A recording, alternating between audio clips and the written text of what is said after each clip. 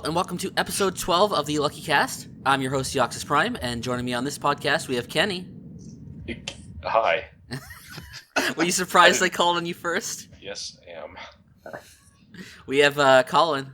Collin. We have Funk. Collin. And we have Matt. Hi. Thank you for a normal reply, Matt. So this is our spring 2016 mid-season podcast, and if you listen to the last mid-season one anyways, it's going to have pretty much the same format, which means we're going to start off with our anime recommendations. There's no sponsor today? There's no sponsor. I'm sorry. I'll work harder to get one for next time. The recommendations are first? Kenny, you're special. Anyway, I wasn't on the first mid-season one. That's true. You weren't. I forgot. Nor did I listen to it. Should have done your research, big bitch. Yeah, do your homework next time, Kenny. Anyways, Collin has so gracefully volunteered to go first. I was even graciously, but same thing. You went to college. Just tell us what you're recommending, Collin. Okay, all right. Oh, and I should add, we're gonna try to keep this spoiler free since they are recommendations. Oh, wowzers. Okay. Not to handicap you too much. So, my recommendation is Re:Zero. Now I'm not gonna bother with whatever the fuck the subtitle is, but Re:Zero is a trapped in a fantasy world anime, and these apparently have a reputation for being not too great, but these past two that I've watched have actually been pretty great. If I were to say so myself, they're making a comeback. They're making quite a comeback. I actually haven't even watched any other ones. I have no interest in something like Sword Art Online or anything like that. But to summarize, this nerdy guy in a tracksuit is thrown into We start talking about Naruto. Oh. No, we're gonna make some Naruto comparisons later. Don't worry. That's when we come to Boku no Hero Academia. We'll get to it. Oh, baby. Oh boy. This guy's thrown into a fantasy land, meets cute girl. Seems like everything's going his way, and you're like, okay, all right, here we are in our typical fantasy land, power fantasy anime, and then he fucking dies. He fucking dies. He gets straight up eviscerated. All right, and turns out he can come back to life every time he dies because he has save points, basically, because he's in a video game land. But nobody knows that he has save points, and he can't tell nobody that he's got save points. So he's got to figure out how to retrace his steps and not die and make sure nobody else dies every time something goes horribly wrong. And here we have our interesting hook. Fellas, how's Re:Zero for you? Well, it's kind of awful and trashy, I'd say, but it's pretty great. I forget who I was telling about it, but I described it as being the anime equivalent of like a page turner, like a just kind of a shitty book that every chapter kind of ends in a way that makes you want to keep reading, and it's very entertaining, but I hesitate to call it objectively kind of good or great, because there's a lot of things about it that I dislike. A lot of the main characters' interactions with basically everyone fall kind of flat, because I don't think he's all too likable, at least to me. That's a preference thing. But it's certainly interesting. Every time an episode ends, I'm like, oh my god, where's it gonna go? I just feel like Cookie Monster at the end of his rope. So it's great to watch, and I watch it as soon as it airs every week. But I do think it has issues. That's how I'd put it. Yeah, I'll say, like, other than the redo gimmick, it is very similar to all the other Trapped in a Fantasy World shows, but I think that gimmick is kind of what makes it good. And especially just the way that it uses the gimmick in different forms. Because, like, we've had, like, 2 different arcs so far, and they've both used the gimmick in a different way. Like, the first few episodes, it's kind of like this race against the clock scenario, where the main character knows exactly, like, when and where shit's gonna go down. He just has to, like, figure out, okay, how do I solve this situation with the information I have? But then you get to this second arc, and it kind of uses the gimmick as, like a murder mystery scenario, where he's in this mansion, and there's all these colorful characters, and he's got to piece together the clues and find out who done it in this scenario. So I really like the fact that it's using this gimmick well, and I'm kind of interested to see how else, because this is like a 2-cour show, so there's still several more arcs to go theoretically, and I'm very interested to see how it continues to use this rather interesting gimmick in new and fresh ways. And it's nice that you mentioned. Shut up, Funk. It's nice that you mentioned that it is 2 cours, because this is a show. Even episode to episode, it's taking its time. It's only what 6 episodes in, I think. Yeah. Mm-hmm. Yeah, and we've had the ending cut several times already. I believe we've even had the opening cut as well. Yeah, and that's great. For the sake of time. Yeah, no, that's very good, because an extra 3 minutes? Holy hell, sign me up. Not to mention the first episode was a double episode. And yeah, the first episode was a double-length episode. So this show really loves taking its time. And I think a great episode that exemplifies that, and I know Matt's gonna disagree with me here, but that's episode 4. Episode 4 is an almost nothing episode until the very end, where you're hit with the page turner that he has died again. Spoilers. Oh my god, we said none of that. Yeah. Well, fuck all. The one show where like the main character dying is not a spoiler. Yeah. Yeah. I get. And see, I think this second arc, what I really like about it is that it shows the hindrances of his power a lot, because it's such a huge setback. Because you see him building up his relationship with the different characters there, and he's set back to square one every single time with them. Mm-hmm.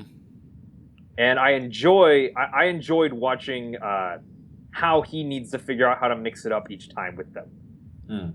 Like in the latest one, yeah, and it's a kind of a foregone conclusion that he's gonna die, so he just kind of rationalizes that and incorporates that into his plan without giving too much away. And all right. So I love how each death is handled in this show. Oh my god, because the best way to tell your audience that, like, to not make them feel too comfortable with the idea that the main character is basically invincible, is to emphasize to them that dying hurts. It fucking sucks. Every single time it happens. So I'm sure there's eventually going to come a point where he does kill himself in order to, like, reset something. But you can see exactly why he'd be hesitant to do that. And the thing is, so compare that. So obviously this concept has been done before, right? Even in Japanese media. What is the name of that? I don't know if it was like a novel or a show. All you need is kill. Yeah, and then that was adapted into an American movie, which I also forget the name of, with Tom Cruise. It was originally called The Edge of Tomorrow, and then it was changed to Live, Die, Repeat, The Edge of Tomorrow. Well, when you watch that movie, there's like a scene of just a bunch of Tom Cruises running around, each one representing a different life, and it's almost comical as one makes it further than the other, then makes it further than the other, as they all die, and the deaths are just given no gravity or really anything, and this is like the exact opposite of that. It's just, which is great, as you mentioned, and but there's a right way and a wrong way to do this kind of thing. Yeah, and I'm gonna stick my nose up, and I'm gonna say that the show, I'm gonna use this word that I'm sure people hate hearing. It's subversive.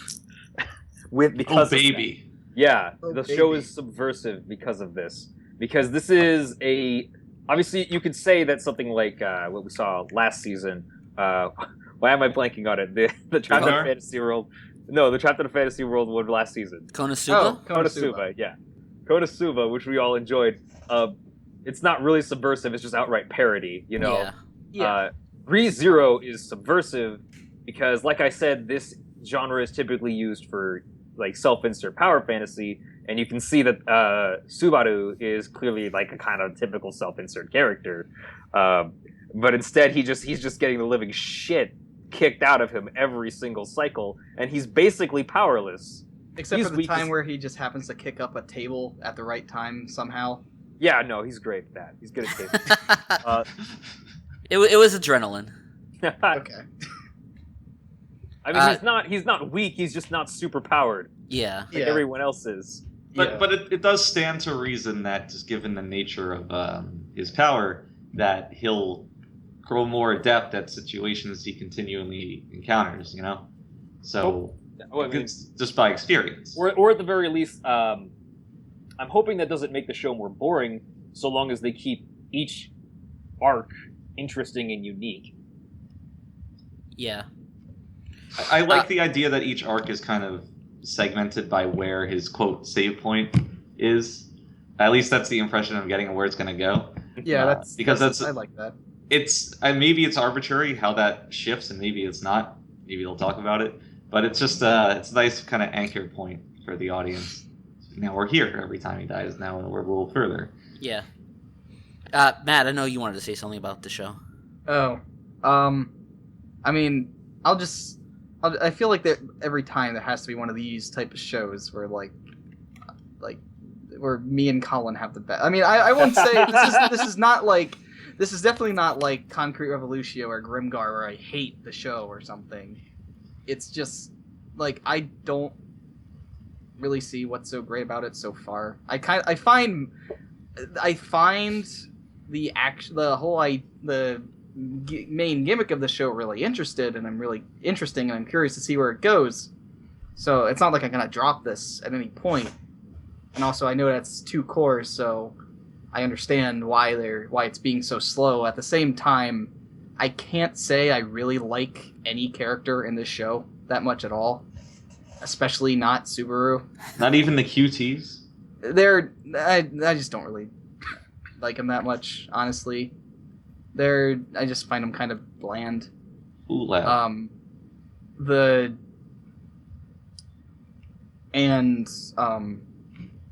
What was I trying to say? Well, I just find him to be kind of annoying. He's a goofball. I mean, I like that about he's him. a goofball, and I don't like that. He's just a little too goofy. I like that at first, that when he got into this world, he understood what it was right away. Yeah. And didn't take it seriously, but like once he understood the gravity of what was going on, like he also works well in being able to take things seriously. Yeah, like I guess just the main thing is I'm just fine. I find it kind of boring outside of like those like endings. Mm-hmm.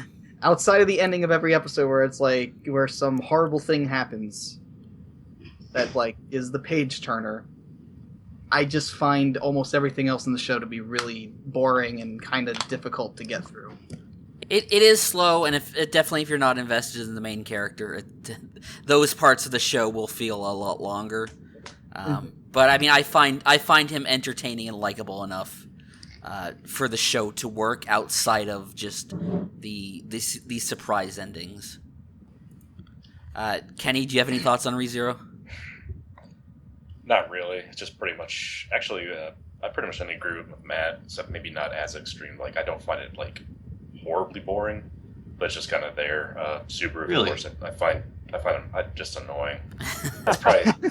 There's seriously, there's no character in this series that I really like. You know, I just don't care. Except for maybe Beatrice. She's pretty funny. The way she treats Subaru, she just doesn't give a fuck. One thing that I found like kind of annoying over this arc is like I think they stretched it out too long, but I guess they kind of needed it. I don't know, just to show like maybe like the relationship between what do you guys call them, the twins, Rem and Rom. Yeah. It's like it just becomes like pretty obvious at like one point where It does pay off at the end, but I mean, I still think, like, you're right, they do kind of drag things out, it does feel like they're doing that specifically because they need episodes to end at the right place. But I don't know, it's all the stuff in between works well enough that it can carry the show through to the end. Yeah, but it's not a terrible show. But I mean, it's just like, I don't know, maybe it's you're just kind of watching it, I guess. Yeah. Well, I mean, I do like it's like one of the few this season, which is like this season is just like there's nothing that I really enjoyed, but this is like one of the few that I like look forward to, like when I come home from work or something to watch. So. Really? Can I add something, Collin? Oh yeah, I just want to say that I do genuinely enjoy the slow pace of the show, and that I actually do like Subaru as a character. Mm-hmm. I think he's not particularly wimpy, but he's not too competent in a way that makes following him. He kind of reminds me. This is gonna be weird. He kind of reminds me of Phoenix Wright. Oh man. Where he's always in a position where he's believably the underdog. And it's great when he comes out on top. I will say one thing. The comedy... I do like that he's aware of how goofy he is. Yeah. Yeah. I will say one thing is, like, the other thing is the comedy in the show I don't think is that good either, but there was... I will say there was one scene that I actually really liked, was the second time where he was basically asking out the girl, what's her name? Amelia. Yeah, and he like remembers the first time, and he's like, the moon's nice tonight, and he looks up at the ceiling. Like that was I actually really liked that joke. But yeah, I'll say that much. Great. So, any final thoughts on ReZero? It had one of the most ham-fisted. I wouldn't call it a metaphor or an allegory. I guess parallel. It'd be when they were talking about that folktale, that Japanese folktale. And maybe the red oni and the blue oni? Yeah. Maybe it was supposed to be super ham-fisted because how could you not, right? If you're trying to make this parallel. They're literally red hair, blue hair. Yeah. Was this in episode 6? It was 5. Yes. Well, it was the latest episode, yes, so I guess it was 6. Okay, well, I haven't watched that, so that explains why I didn't. Well, it's not a plot point, or yes. Okay. Is that the same story that's in Ore Monogatari? It is. I assume this is a popular Japanese folk. It is the first I actually heard of it, so. Really? Yeah. I've heard it referenced a few times, but the point is that they draw this parallel between that story and some of the characters in ReZero, and it's not very subtle, but to the point where I'm questioning if it was even meant to be. Which I didn't like. But other than that, I don't. Mm-hmm. I don't think it's a subtle show. No. No. No. That's okay. It still works regardless. Yeah. All right. So I'm next up, and I picked Bakuon for my recommendation. What the fuck is Bakuon? Well, I'll explain it, Collin. Oh my god. The reason I picked it is because I felt like I kind of needed to champion this show because for whatever reason it has like a really low score on Mal. What does it have? It's like 6.37 or something like that. Yeah, 6.37. And I know like Mal scores aren't everything, and I could see why this kind of show would turn some people off, but like it's still been one of the biggest surprises for me this season. Like I thought it would just be like a 6 or maybe in like a 5. But I have it like an 8 right now. I'm really enjoying the show. You have an 8? Yeah. How much of this has to do with American car washes? Probably just a lot. I'm sure they had a pretty big influence on Steve. No, but it was good. That was a good scene. But if you want to know what like Bakuon is about, it's like a slice of life comedy about these 5 girls who form like a motorcycle club at their school, and that's really kind of all there is to the premise. And like on the surface, it seems like very familiar territory, but the thing that surprised me about this show is like how quickly it transitions into like very absurdist and surreal humor. Like in the first few episodes, you're introduced to things like a talking transsexual motorcycle and literal motorcycle Jesus. And it's like, I'm confused, but I'm on board with this. And just the way the show uses this kind of stuff is just very funny overall. But it also does like a very good job of like balancing this like wacky humor with the like kind of fun slice of life antics about these girls, enjoying their motorcycles. But also the show has like a real genuine enthusiasm for like motorcycle culture. Like you can tell the author knows their shit about bikes. But it has like a really balanced presentation to it. Like it's not like the show's like motorcycles are the greatest fucking thing on earth, and if you don't ride them, then you're trash. It's not like that. Like it glorifies the lifestyle by capturing like what's good about it, but not without balancing it with showing that motorcycles are actually kind of pieces of shit that you got to really take care of, and there are huge downsides to owning them. So it just does a great job of presenting like the subject matter of motorcycles that I would not otherwise cared about. Like in a way that's kind of like funny and enjoyable to watch, and also kind of interesting to learn about because it's very technical about these motorcycles. I get like a real kick whenever the girls are like getting to these stupid arguments about what motorcycle brand is the best, because it feels like it captures it feels like so real and genuine about capturing like what a fandom is about, of how they get into these stupid like really technical minutia arguments about like the differences between these bikes and which ones are better and stuff like that. Steve, it seems to be getting even more technical with every episode too. It does, and Steve, I kind of like that. Who's who? Like, are you who's your equivalent in this? I mean, I'll just say that Rin is best girl, and fuck you, Kenny, she's mine. She's mine. Oh no. See, so bikes are waifus then. Well, no, she's not a bike. She's not a bike. No. I mean, in the bikes are stand-ins in this show for waifus. I mean, The girls treat the bikes like they're waifus. Yes. Yeah, I guess you could say that. Their arguments are as meaningless as ours about which girl is best. The kind of honestly, I would say their arguments are kind of more like console wars. If you want to equate it to something. Yeah, that's pretty accurate, actually. Now, Matt, you have to understand that anime is not video games. So why don't you explain to our audience what a console war is? Don't. Do I really need to? No. Don't fall for the meme. Don't let them meme at you like this. Should I share with everybody the power of the PS4? So, I really like. Really like might be an overstatement, but I really enjoy Bakuon. It scratches an itch that is always there every season for your nondescript 4 or 5 girls, nothing happens kind of show. But I really hate motorcycles. I hate driving with them on the road. I hate when I drive past my house and they make really loud noises, and people who ride them are generally douchebags. So I spared no love for the subject matter of the show, and despite that, the fact that I still enjoy it does speak to some of the show's strengths. Like Steve said, I really like how it gets off the wall sometimes. I just kind of sat there for 5 minutes after the Motorcycle Jesus episode ended and just thought about things. And then when they call back to it in a different episode, I was like, yeah, that wasn't a fever dream. That really happened. But I'm never going to call the show high art. I'm never going to say it's particularly great. And in fact, I know this is a recommending segment. It's hard for me to even recommend it despite enjoying it. But I don't think it's deserving of a 6 point whatever on Mal. If I had to rate it, I'd give it a 7, which isn't much higher, but it is higher. So that's what I gave it, Phil. Hey, Kenny and I are pals. Although, obviously, the best girl is the one with the afro. So I'm sorry that you all had to be wrong. The best thing about the show is the fucking Daimu Senpai character.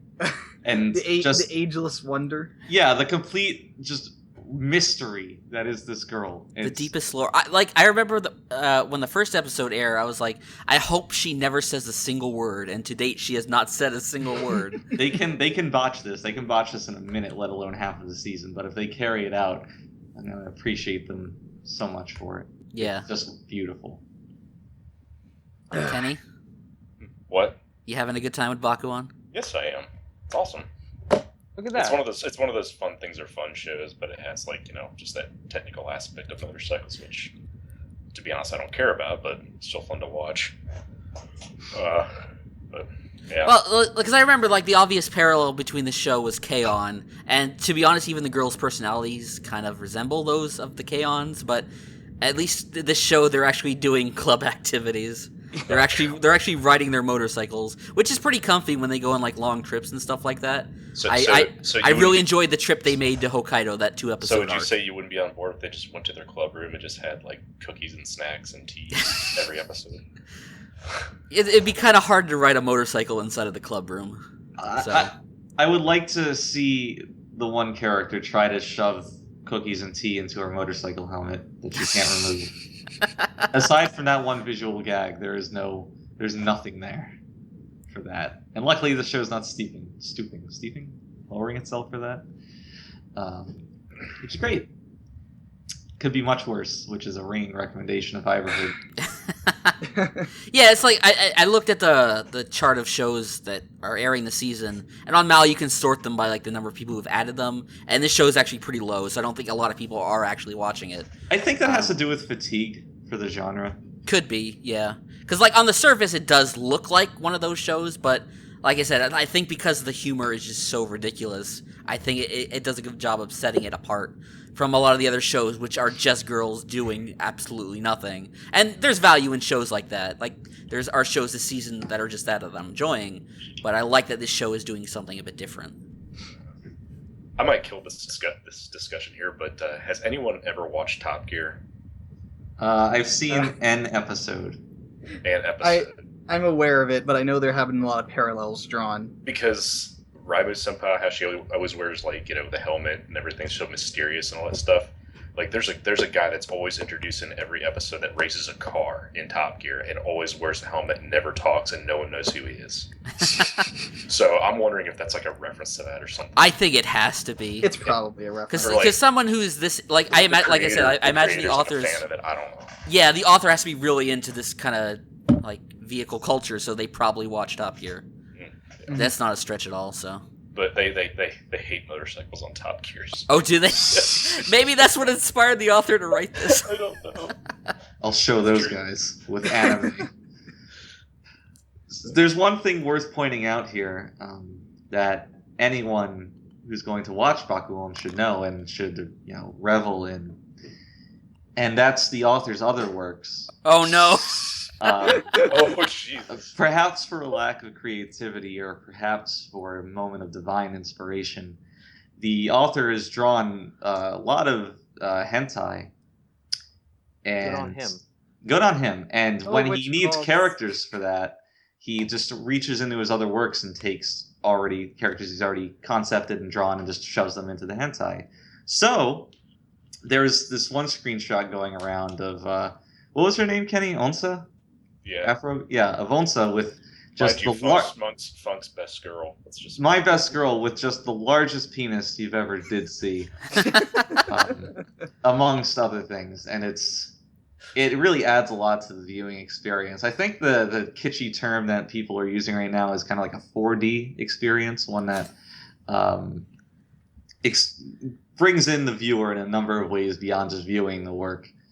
So it's really all-encompassing, Bakuon, in the ways you can enjoy it. I would just like to say I don't think the characters having penises are canon to Bakuon. All right, dropped. If you want to make your own head canon with that, you're free to, but I don't know if it's necessarily the author's intention. What is this, cis washing? If you want it to be, Collin. That's basically all I want to say on Bakuon. It's not a show that has a ton to talk about, but I still think it's worth a watch. Yeah, if you just want to watch something really funny. I guess I'll just say, yeah, I'm actually genuinely surprised by the show myself. Mm-hmm. It's genuinely entertaining, genuinely funny. So like the K-On comparisons are pretty, or like obvious to happen, but at the same time, I would probably say that this is a better K-On than K-On, because it just does everything better and things are actually happening. Other than like animation quality, yeah, I would agree with you. I mean, yeah, the animation, like this show is a very obviously cheap looking show, but I'm definitely enjoying it more than I was enjoying at least the first. You're putting it up against KyoAni. Yeah, Yes, but I'm putting. I just want to point out one thing that it was not better than K on it. But otherwise, yeah, I agree with Matt. And also, Hane is a better Yui than Yui. Oh my god, you want to fucking fight, fam? She's not as she's Yui is too retarded. That was the charm of her character. You just don't understand. Let's not get into the K-On! Wars. You don't understand the charms of Down syndrome. So. You'll never get it. Speaking of Down syndrome, Funk, you're up next. It was just too good to pass up. I'm sorry. Oh my god! All right, give us your recommendation, Funk. So this season, I wanted to recommend a show that I don't think many people were watching, because it's very easy to recommend a great show that everybody's watching, but it doesn't serve a lot of purpose, Frank. So I wanted to recommend Tonkatsu DJ Agetarou, which is a short show. It's the episodes are roughly 7 minutes, if I recall. That looks like garbage. It's very reminiscent of Mike Judge animation. If you're familiar with that, the guy who did like Beavis and Butthead and King of the Hill, his earlier work. It looks a lot like that. It doesn't look like anime, which is kind of a breath of fresh air. But the reason it works is that the show is so steeped in kind of hip-hop culture and club culture. The main character is a DJ, and it explores a lot of that. And it's just subject matter you don't see very often in anime that I haven't really seen yet. And it's very interesting, first of all, if you're into that sort of thing at all, seeing people go around like trying to pick out rare records that they can just find dank tracks on. It's cool. It's very true to life in how it portrays these things. Where it kind of gets away from the true to life thing is one of the more core concepts of the show is that DJing is very much akin to the art of making tonkatsu, which is fried pork cutlets. And the show definitely stretches in how it likens these two to one another. But in there lies the charm of the show. It's very nice to see how like tenderizing the pork is like scratching a record or something. It's outrageous, but it's good. And the main character, Agetarou, has a bit of an arc. I would hope so, given that it's a piece of fiction, but he does, in how he starts from nothing, rises to becoming a DJ, and that's kind of where we're at now. He just got his first gig. I won't tell you how it went, because I don't want to spoil this amazing plot, but it's a nice little up-and-coming underdog story, someone who knows nothing about. And that's the thing, because he's such a fish out of water, it takes that opportunity to explain to the viewer many of the core tenets of this hip-hop culture. So you get to learn a little bit, you get to get hungry for tonkatsu, and it's just, my favorite part is that the whole show takes place in Shibuya, which is kind of like a touristy, trashy district of Tokyo.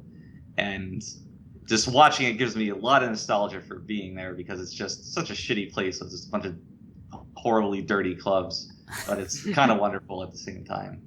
So if you want something that's a bit unique amongst other anime, definitely has a different look to it, and just covers different subject matter, you should probably check out Tonkatsu DJ Agetarou. And I don't think anyone else has anything to say about it, because I don't think anyone else is watching it. Episode of Tonkatsu DJ Agetarou. Agetarou. Whatever. Fuck you, Matt. That's it. Oh, that's all you have to say? Yep. Okay. Yeah, I'm liking it. It's fun. It's entertaining. I like the what was I trying? I like the black guy. Yeah. The first few episodes. His face is very prominent on the poster for the show. I screamed when I saw him. Yeah. And I do like some of the little reference stuff. I know, like, there's in one of the episodes, like, the characters made the face that's on the album cover to... In the Court of the Crimson King? Yes. Or the Court of whatever it is, something like that. Yeah, that King Crimson album. like which was cute. Like it's a simple show, but it's a very fun show. And again, this is a Studio Dean show, and Studio Dean is continuing to find a way this year. You're really pinching those pennies. Give us dank shows. Don't they have like 3 shows this season? They have this show. Well, this is a short, so like, and it's also very.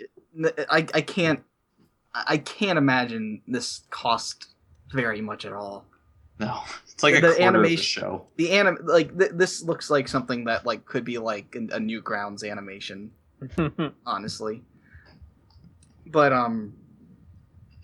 yeah, they have this show. They have Super Lovers, and they have Sakamoto. I keep forgetting Super Lovers exists. Yeah, wonder why. I did too for a while, and I kind of just. I was gonna watch that, but then I just kind of stopped because it's like it's just not really that interesting. So, would you recommend Super Lovers? No. Okay, it's a little. It's honestly more of a kind of Fujoshi kind of show. Well, that closes out our discussion on Super Lovers. So, it is in 6 weeks if it's still Fujoshi. Fuck. It still will be. It's only 10 episodes, so I might just marathon it. Oh baby! When it's done or something. Well, one thing I would like to ask Funk: does this show teach you to like cook tonkatsu? Not at all. Well, damn, because I have no. I hadn't even heard of it until this show. So really, yeah, it's super good. You gotta try it. Dang, so good. And you might learn a little something about club DJing while you eat it. So naturally, it's a great item. Naturally. They go together like ketchup and peanut butter. Oh, God. Badly. All right, Matt, you're up next. Hey, show of the season time. What do you got for us, Matt? Oh, boy. So, I'm going to talk about Tanaka-kun, or Tanaka-kun, however you pronounce it. But, Yay. Yay. Well, the full title is, at least in English, it's Tanaka-kun is always listless. What is it in Japanese? Listless. In Japanese, Tanaka-kun wa Itsumo Kedaruge? There you go. But, this is a show, well, I mean, it's pretty much exactly what it says on the tin. It's a show about a boy, high school boy named Tanaka-kun, who is always listless. He's always just kind of lazing around, sleeping, doing as little work as humanly possible. He's basically putting as much effort as possible into putting as little effort as possible into everything. That sounds like my high school experience. And the thing that makes the show so good, well, I guess I should first mention, this is actually directed by the same guy who directed Nan Nan Biori, which is made very clear through several aspects of it. Like, comedic timing is very similar. It's a very comfy, kind of feel-good kind of show. Yeah, it is. And of course, the end of every episode is always presented. Well, the previews for the next episode at the end of every episode is done in this style where, like, the preview is like on a tiny screen with shitty audio that you can barely see, and it's like that's like being displayed on, like, in this show it's on a cell phone that's on a table as Tanaka is just sitting there drinking some tea or something. He falls doing asleep calligraphy before he can write the next episode's name. He's so listless. Well, he's always listless. Jesus. But what makes the show really good is that it's not just like, he's sleeping again, that Tanaka-kun or whatever. Every episode, like the first episode is kind of like that, where it's all about him and his friend Ota, who kind of acts like his sidekick / lackey who carries him around whenever he needs help. And a lot, like just the way every episode brings something new to the table. So the first episode is just kind of introducing him and his friend, and just the little wacky antics he gets into because of how listless he is.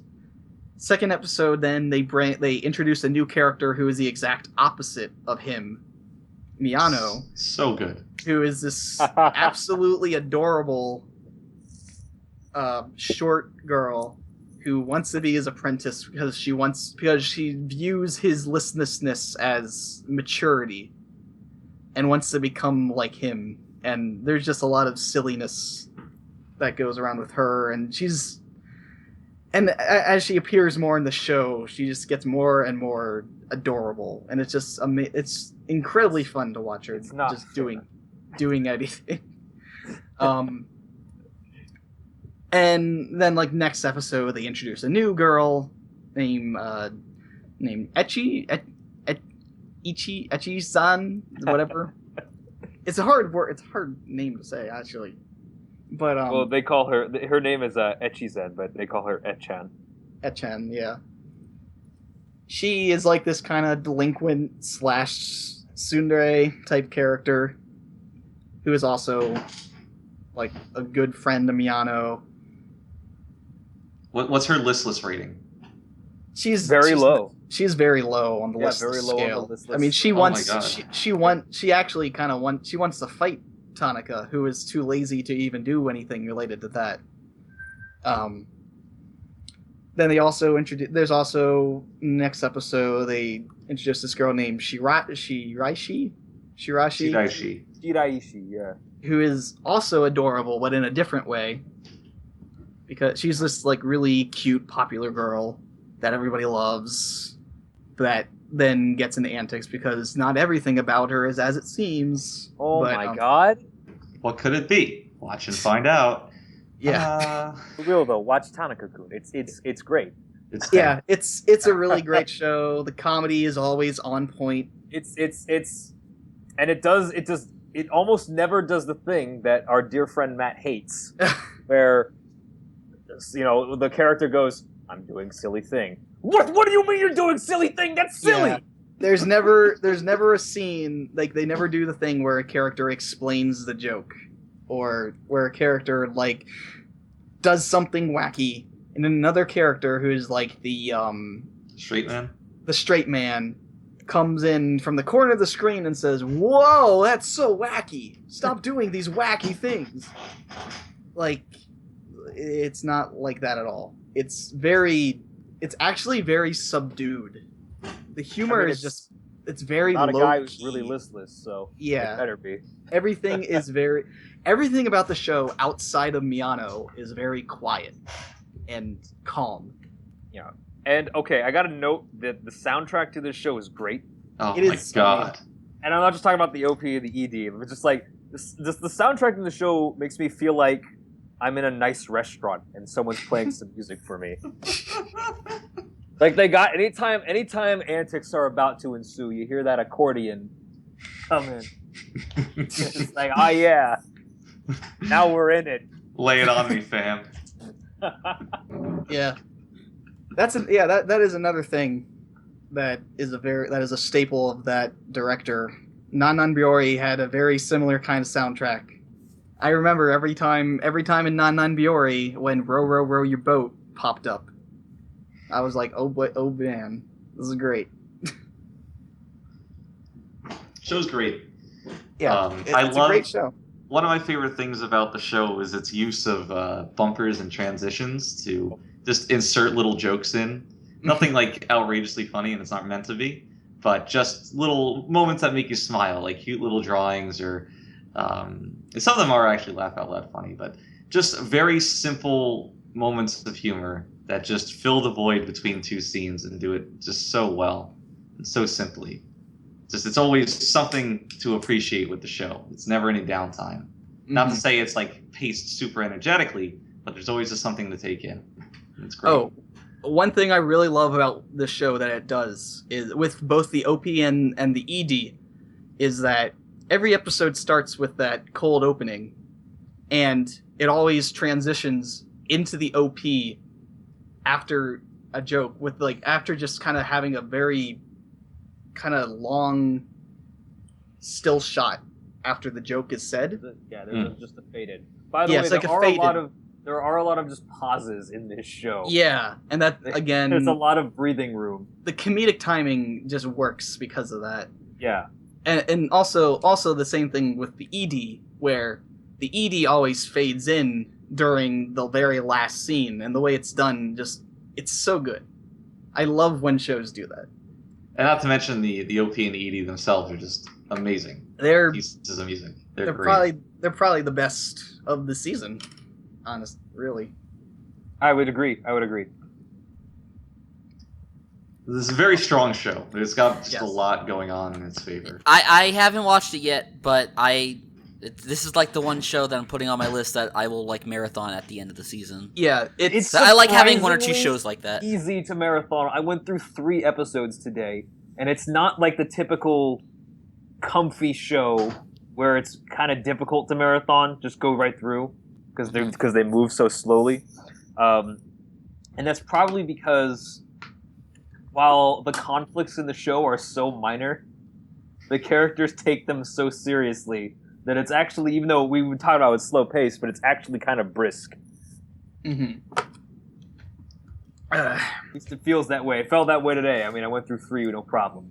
Yeah, and also a lot of people seem to have like kind of labeled this show as like Fujo shit or gay, just because it has 2 main male characters. But the cast, friends. The cast, just good friends. I mean, there are a lot of gay jokes. To not watch it. There are a lot of gay jokes involving the 2, but the cast is mostly girls, and they're all very cute. Oh my god! Maybe that'll turn Kenny around. So, who of the female cast, man? Who's the best? Oh no! My god, it's so hard to choose. Is it? It really is. Is it? But because there's a clear choice. They're great, but there's a clear choice. I would have to go with Miyano. Yeah.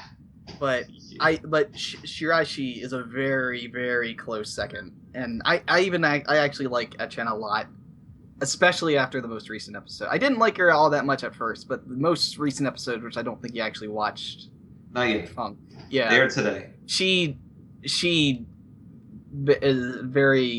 absolutely adorable in that one. Well, I'm excited, as I always am, to watch this show. Collin, you seemed like you were worried there for a second. What's your opinion? I thought there was gonna be conflict, but it looks like I can just breathe easy here. So we're all in agreement then, because we all know what short girls are for. Well, now I'm a little worried.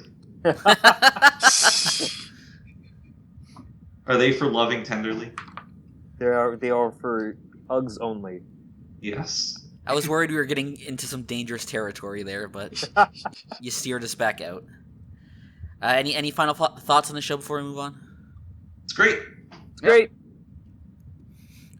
We'll have all right. Great. In 6 weeks.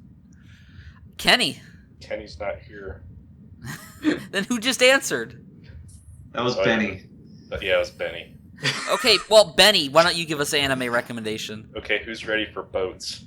I'm ready for boats. You're ready for boats? I'm ready for boats. Float our boats, Kenny. Oh my god. Hey, don't look at me. They have fucking boat puns in the show. I know, but that's what makes it. That's what makes it great. Why don't you tell us what you're talking about, Kenny? It's really great that we have a guy named Kenny talking about his love for boats. It's pretty meme-tacular. Now, probably not all of you get this meme, but that's I don't get this meme. I don't get this meme. Yeah, Matt might get this meme if he thinks about it a little bit. Is this a SpongeBob thing? No, but Kenny Chesney? No, but if you played season 1 of The Walking Dead. Oh. You can continue. I don't want to talk anymore. Get that normie shit off his anime podcast. Yeah, Kenny. I just like to also mention that there is a song called Boats by Kenny Chesney. Oh. This meme is so many layers deep. Kenny, steer us back on course. Aye, sir. So we're talking about High School Fleet since no one wants to say the name of the show, but go ahead, Kenny. I was about to say the name of the show, but I was so rudely interrupted by a couple individuals in this podcast. Mutiny. What was that? Mutiny. Mutiny, yes. Mutiny. First sign of trouble, declare mutiny. Right? Yeah. Anyway, High School Fleet. It's basically about a bunch of girls that like are join this like naval academy to protect like Japan's waters, which is Japan's like currently mostly underwater. The show is basically Waterworld with Moe girls. Moe girls on boats. That's it. Well, what do you like about it, Kenny? It's Moe girls on freaking battleships and shit. What's there not to like? Okay, well, can I tell you what I like about it? Yeah, go ahead. Whatever. What? Oh, God. Guy says let me just say this. Sure. Okay, everybody's recommending their favorite shows. I'm just gonna say it flat out. Well, I kind of already did earlier in the podcast, but like there was really nothing that I really liked this season. So I wouldn't really consider this a recommendation. It's just I don't know, just something. You had to pick something. I mean, it's Moe with boats.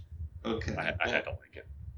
Well, I actually enjoyed the show enough that I personally would recommend it in Kenny's stead. So what Kenny kind of neglected to mention is that the boats in the show are kind of entirely manned by high school girls. So you'll look in the bridge, and the captain's a high school girl. So is the co-captain, navigator, all those spots, high school girls. And predictably, being that this is an anime with high school age women in it, that there's a lot of slice of life kind of cutesy moments that populate the show for better or worse. What I like, though, is that oftentimes the boats will get into dire straits, whether it's a battle with another boat, they have to evade somebody, something where shit gets real. And the mood kind of just like changes, right? Because it becomes very tense. They're just barking out orders, yelling at each other, struggling to get by because they're learning how to do these positions because they're so young. And it's interesting to watch. There's a nice little story in there, just all these greenhorns navigating their way out of various tough spots without diving too much into the plot, which there's a surprisingly large amount of for a show that looks as terrible as this. But it's pretty good. But the thing is, when you have abrupt tonal shifts in a show, it's either very jarring, very just bad, or it rarely, if ever, has a good impact, especially when it happens with such regularity. It's just, you kind of is left with whiplash, wondering what the hell's going on, because you were just laughing a second ago, and now you're not on the edge of your seat because you're so confused. It seems like they build up to like a plot point, like what's actually going on, but then they just totally just forget about it for an entire episode, and it kind of just like repeats. But what I wanted to point out is when it kind of gets into serious mode, there's still elements of the slice of life, comfy aspect of the show, like the girls' personalities that you see through the rest of the show still manifest themselves in believable ways during the battle scenes. The shy girl, for instance, is always apprehensive to do certain things. Like if they're like a particularly brash order, she's like, "Oh, I don't know," or she'll, whatever, just act in a way that's believable to her character. And this follows for everybody in the cast, including their interactions with one another. So there's still elements of the cute moe-ness while they're in life or death boat situations, which kind of saves it from being completely horrible, because I think if they were to just go for the 100% serious tone, it would be way too jarring as they switch between these two, which happens in a lot of episodes. And it's for that reason that I think the show works, because on paper it kind of shouldn't. It really just looks like trash. But it's pretty good. There's some elements that are ridiculous, certain plot points that, again, I don't want to talk about for spoilers, but when you see them, you're just kind of like scratching your head saying, what? Really? Yeah.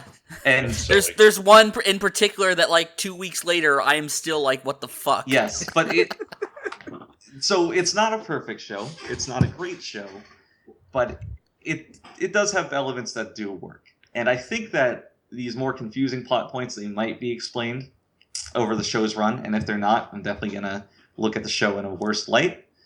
But there's potential here, and I think that if this premise looks at all interesting, if you've liked similar shows to this in the past, like Kantai Collection or Arpeggio Blue Steel, whatever, two of Kenny's favorite shows, by the way, then maybe give this a shot, because there is a little bit of value here. There's also let me say this. There's also World War II references because that's what the boats are based on. Yes. Always. Let me see this about High School Fleet. I don't think it's a particularly good anime, but I also think it's kind of worth watching. Like, there are elements of the show that are oddly compelling, and like as we've gone on, they've started to reveal more of like what's actually going on. And I don't know. The revelations so far haven't been interesting, but I'm still kind of hooked into what's actually going to happen in this show. Because they are like when they get into the naval battle stuff, I really like that. But there are two things I really want to talk about with this show. One is that I don't find the slice of life stuff that compelling. In fact, when it gets to like a lot of times with these episodes, they're kind of split in half. Where the first half is very slice of life, and the second half they shift it into more of the battle mode. And it's the slice of life stuff that I find very boring. And like there was one episode, like the plot point is literally they ran out of toilet paper, so we got to go to the ocean mall to restock. Like I the think lowest of stakes possible. I think you said it best, Steve. High stakes on the high seas. Yes, it was freaking ridiculous. But I also want to point out just how absurd the premise of this show was in the first episode, where you have these girls and they go to literal Marine high school, and their first day in school they go to one like homeroom class, and then they're immediately put on a boat to fend for themselves with no teacher or instructor, and they all are surprisingly competent at running this boat, despite the fact that the show says they're like the lowest scoring class in the school. So, I don't know. I can see what they're going for, but it's kind of a poor implementation of it. And then, in the first episode, when you get to the end, there's this kind of conflict that ends up having them become mutinous, essentially. And I don't know. It's just the whole setup for this, it kind of fell flat on its face. And now that we're getting into this later stuff that's kind of trying to explain it, it kind of paints that stuff even in a worse light. So it just feels like overall, I don't like the tonal inconsistencies here. I think it would have been better if it had like focused more on the slice of life stuff and been better at that, or just focused on the naval stuff and been better at that. Instead, we're kind of getting like half-assed of both. I don't know. I thought that they did a fine job. Steve, are you saying the anime is struggling not to capsize? Really? Really? Just had to keep going for a fucking fun?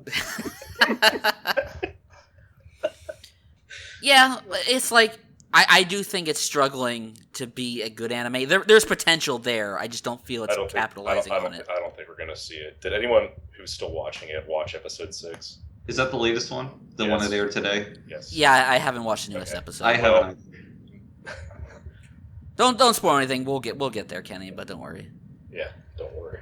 I know Matt dropped the show, so if he wants to say anything. Well, I mean, I don't think it's a bad show. I just kind of found it really boring. I did like the ship battles. I actually found those kind of interesting.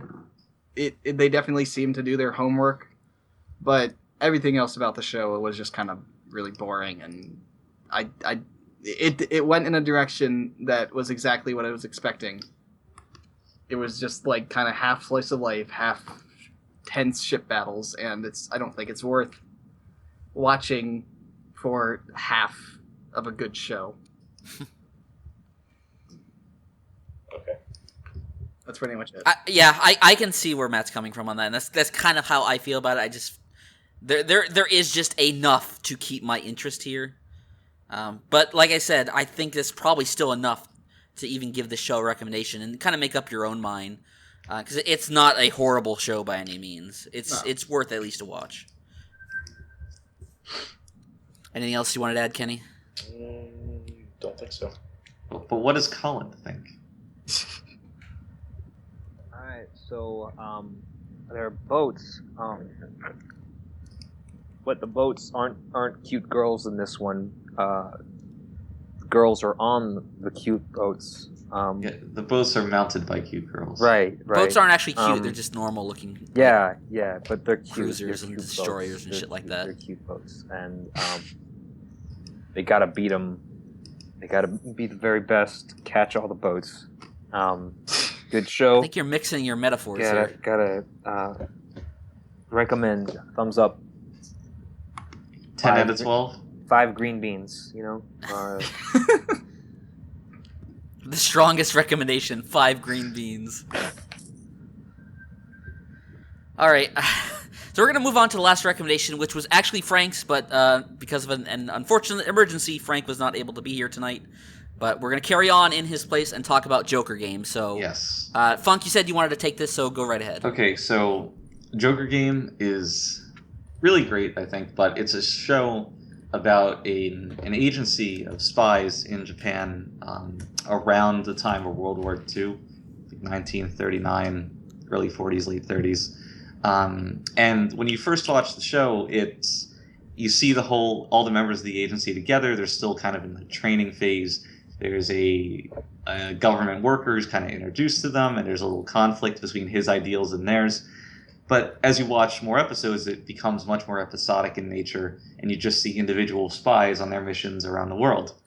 Places like Britain or China, or just any place where Japan might have foreign interests that they want to keep tabs on. And these individual episodes are varied in what they depict, but it's always a spy on their mission. And this might sound a little dad tier, for lack of a better word, but it's very engaging, I think. Each one, the tone of the show is just it's like a thriller. It's more somber, it's kind of tense. How is he going to get out of this one? Whatever.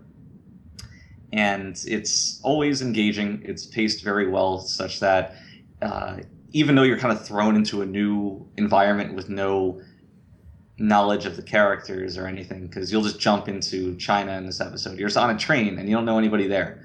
Because while you might recognize somebody as a member of the spy agency, they aren't very well characterized prior to this episode. So despite knowing nothing and having nothing to really latch onto, the writers do a good sense of not explaining everything to you, but giving you a place to get grounded with and thus to learn the story from, the plot of that episode. And because of that, it always just goes by very smoothly, and it never feels boring. It's always very engaging, like I said. And it's just a great show to watch every week. You don't know where you're going to be, you don't know what you're going to see or who you're going to follow, but it's just a great little spy thriller. It's great. Who else is watching this that can offer some insight? Yeah. Go ahead, Matt. Okay. Well, yeah, I'm really, really enjoying it. I find it very interesting. Out of all the shows this season, this one, like every time I watch an episode of this show, it just goes by so fast. Like I remember one episode. I think it was whatever. I don't know. I forget which one, but like I remember watching it, and I looked at the timer and I was like, "Holy shit! The episode's almost done."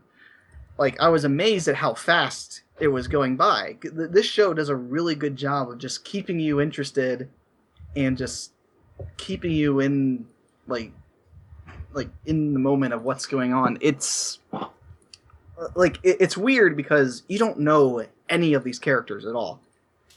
There's very little development of them whatsoever. They're all just kind of nameless faces, and they all kind of look the same too. They do kind of look the same.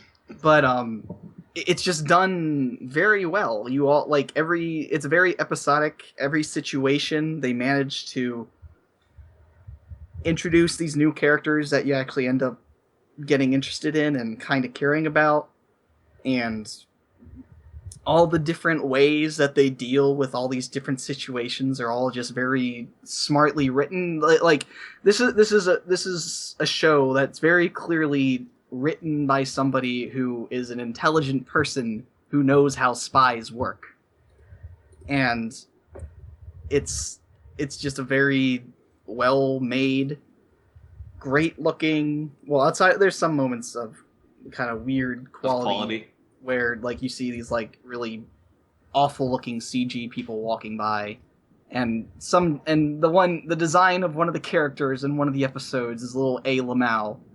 But very A. Lamau. Very A. Lamau on it. You mean Skullface? Yeah, Skullface.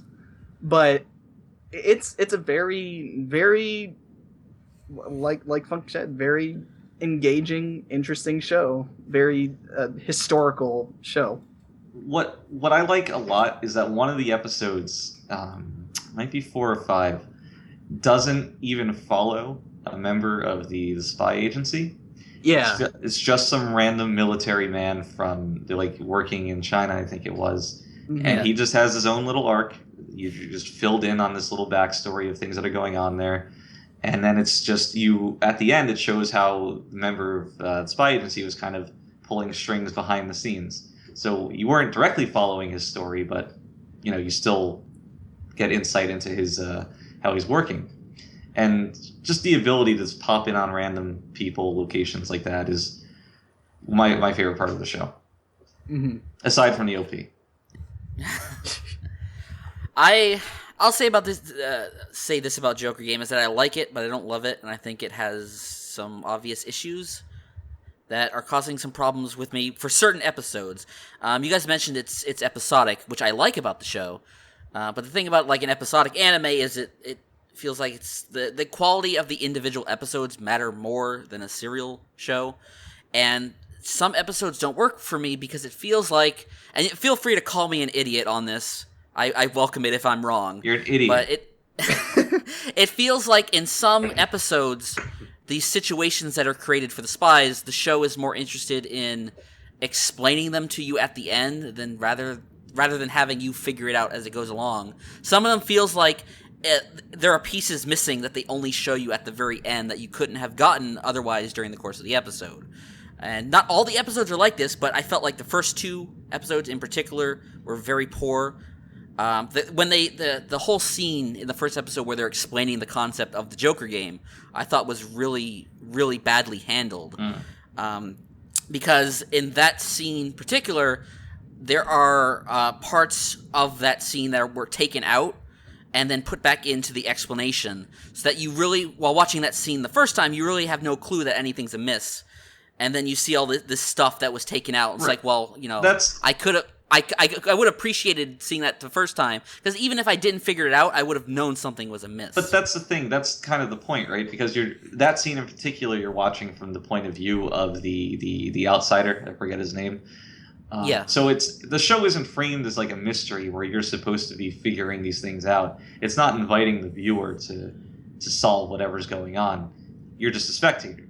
So I can't fault it for that. If it was a mystery show, then yeah, it's perfectly reasonable to say that they're not giving us all the information we need to get there. But I don't think that's what the show is setting itself up to be. Not entirely, but it feels like there are elements of that I'd probably enjoy it more, because I can see in each episode, here are the pieces of this scenario, and obviously the character in the episode is working out those pieces to find out the solution. But I feel like it would still be better as someone watching that if I had all the pieces, even if I can't figure it out, I would have a better idea of where it's going, because inevitably with some of these episodes, I get to the end, and I can't really talk too much about it without spoiling it, and I don't want to do that for this show. But a lot of times I'll get to the end, and they explain what happens, and I'm like, oh, okay. Well, that's oftentimes my reaction. I think a lot of the time the problem is that the spy that you might be following is much more well-informed than the viewer's going to be. So I'm thinking of the France episode in particular. The spy takes actions that aren't seen on camera based on what he might know or suspect that then have payoff later on. But the thing is, if you were to point it out to the viewer, it just kind of takes all just kind of pulls the rug out from the plot of that episode. It just tells you what's going to happen ahead of time, And I don't want to be too specific, but I think you know what I mean. What I'm referring to. But I also think, the show is based on, an actual novel, where I think that kind of writing makes sense, because you can only, in a novel, explain everything with words to the audience. So having to write something in there to tip the audience off, that's not a good idea. But because it's an anime, you can do things with visual direction that could give the audience a bit of a clue, even if it's not an obvious one. And I feel like this show is while the writing of the original material is probably strong, it feels like the direction could probably do more to support that in terms of being an adaptation. Like I said, I don't think this is a huge issue, because I think the situations and the scenarios and the places that they go to and the people that they meet. All that stuff is really interesting, and I'm much more into this setting than I thought I would be. But it's just those little things in certain episodes that kind of bring the show down a bit from being great to just good.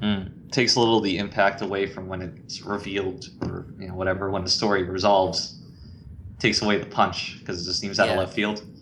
Yeah, I really like the I think it was episode 5, the one where the guy gets captured. Yeah, and he's in there. I thought that was probably the best episode of the show. Yeah, because it didn't have a lot of that. It felt like I knew where it was going the whole time, even if I didn't know exactly how he was going to get out of this one. Yeah, I will say one thing is that it does feel like it's kind of getting into a pattern where it's like situation arises, the spy appears, or something and then, oh, this is how we did this at the end. And the newest episode does seem to be setting up something more, though. Yeah, it does seem like they're actually getting into more of a plot after this episode, which I'm very happy to see, because I was kind of getting tired of this kind of pattern. But episode 5 actually, I think, was very refreshing, because it showed that these spies are not just like Gary Stews who can just do whatever they want. The enemies are just as competent as they are sometimes, to the point where they can capture them, and they do know that there are spies amok. Even though he does get out of it, because there's another spy, but yeah. Wow, spoiling everything. Well, whatever. Everybody's already watching the show, honestly. Colin's not Collin. Not Collin either, but he will. And he'll forget about it by the time he watches Hello, it. And no one cares that Kenny's watching it. I actually had a question for you, Collin. Yeah. So this is a recommendation segment, correct? This is true. So based on what we said, how do you feel about picking up Joker Game? Do you feel interested, or do you hearing this, do you think the show does not sound interesting? Well, Joker Game, it takes place in 1937, on the eve of World War II, and I know the story involves this mysterious spy training organization known as the D Agency. D Agency. Yeah. Give them the D Agency. And it's for the Imperial Japanese Army, and I know the main character, he recruits a bunch of military academy graduates. Well, there isn't really. And he trains them in the arts of manipulation, and they need to conduct. Are you just reading the plot? Yeah. Summary? Lieutenant Colonel Yuki is not actually the main character. I'll say. Yeah, there isn't really a main character. Yeah. So. You piece of shit. I also will say, despite the fact that it's a World War II story taking place in Japan, and they're working for Japan, it's not very nationalist at all. No, that's what I was going to say at all. I was just reading the fucking plot synopsis. It's fucking memeing. He'll watch it. It's the Oscar bait of the season. This is not. Watch it. I'll look at it. I'll take a look. This is not. What do you mean by that? Are you saying I only put my time into true Kino? Now, Collin, for our fans, can you explain the term Kino? Okay, so there are many different ways to refer to a moving picture with sound. See, at the bottom of the totem pole, we have a joint, which is usually made just to sell you or advertise products to you, and then maybe have a plot running around it. Then above a joint, we have a flick, which is something that you probably eat loud, high-calorie foods with. Perhaps popcorn? Yes, perhaps popping corn. Like a popcorn flick? Yes. And you leave the theater and you forget about it. And above flick, we have the movie, which, as its name implies, is a moving picture like the rest of these. It might not be a talkie, but a talkie is a whole other thing. That's probably got a whole other list of things to be able to like list it with, you know. And above movie we have cinema, right? Mm-hmm. Oh no, actually, sorry. In between cinema and movie, there's film. You know, and you know, true patricians, they don't go to movies; they go to films. Right. And then we have cinema, which is most of what the Snyder DC comic universe is cinema. Oh God! But then we have above cinema, there is pure, true Kino, and Kino is the highest form of moving, talking picture making. What are some examples of Kino that we might have? We don't have time to get into this. Surprised you let that go on as long as it did. I don't like interrupting Collin's bits. They're usually good. Oh, what are you saying about my bit this time? It was good. Uh-huh. It wasn't great. It was good. Just like Joker game, tied it together. That's why he's the host. And because I'm the host, I'm now going to call a break, and we'll be right back. Yay.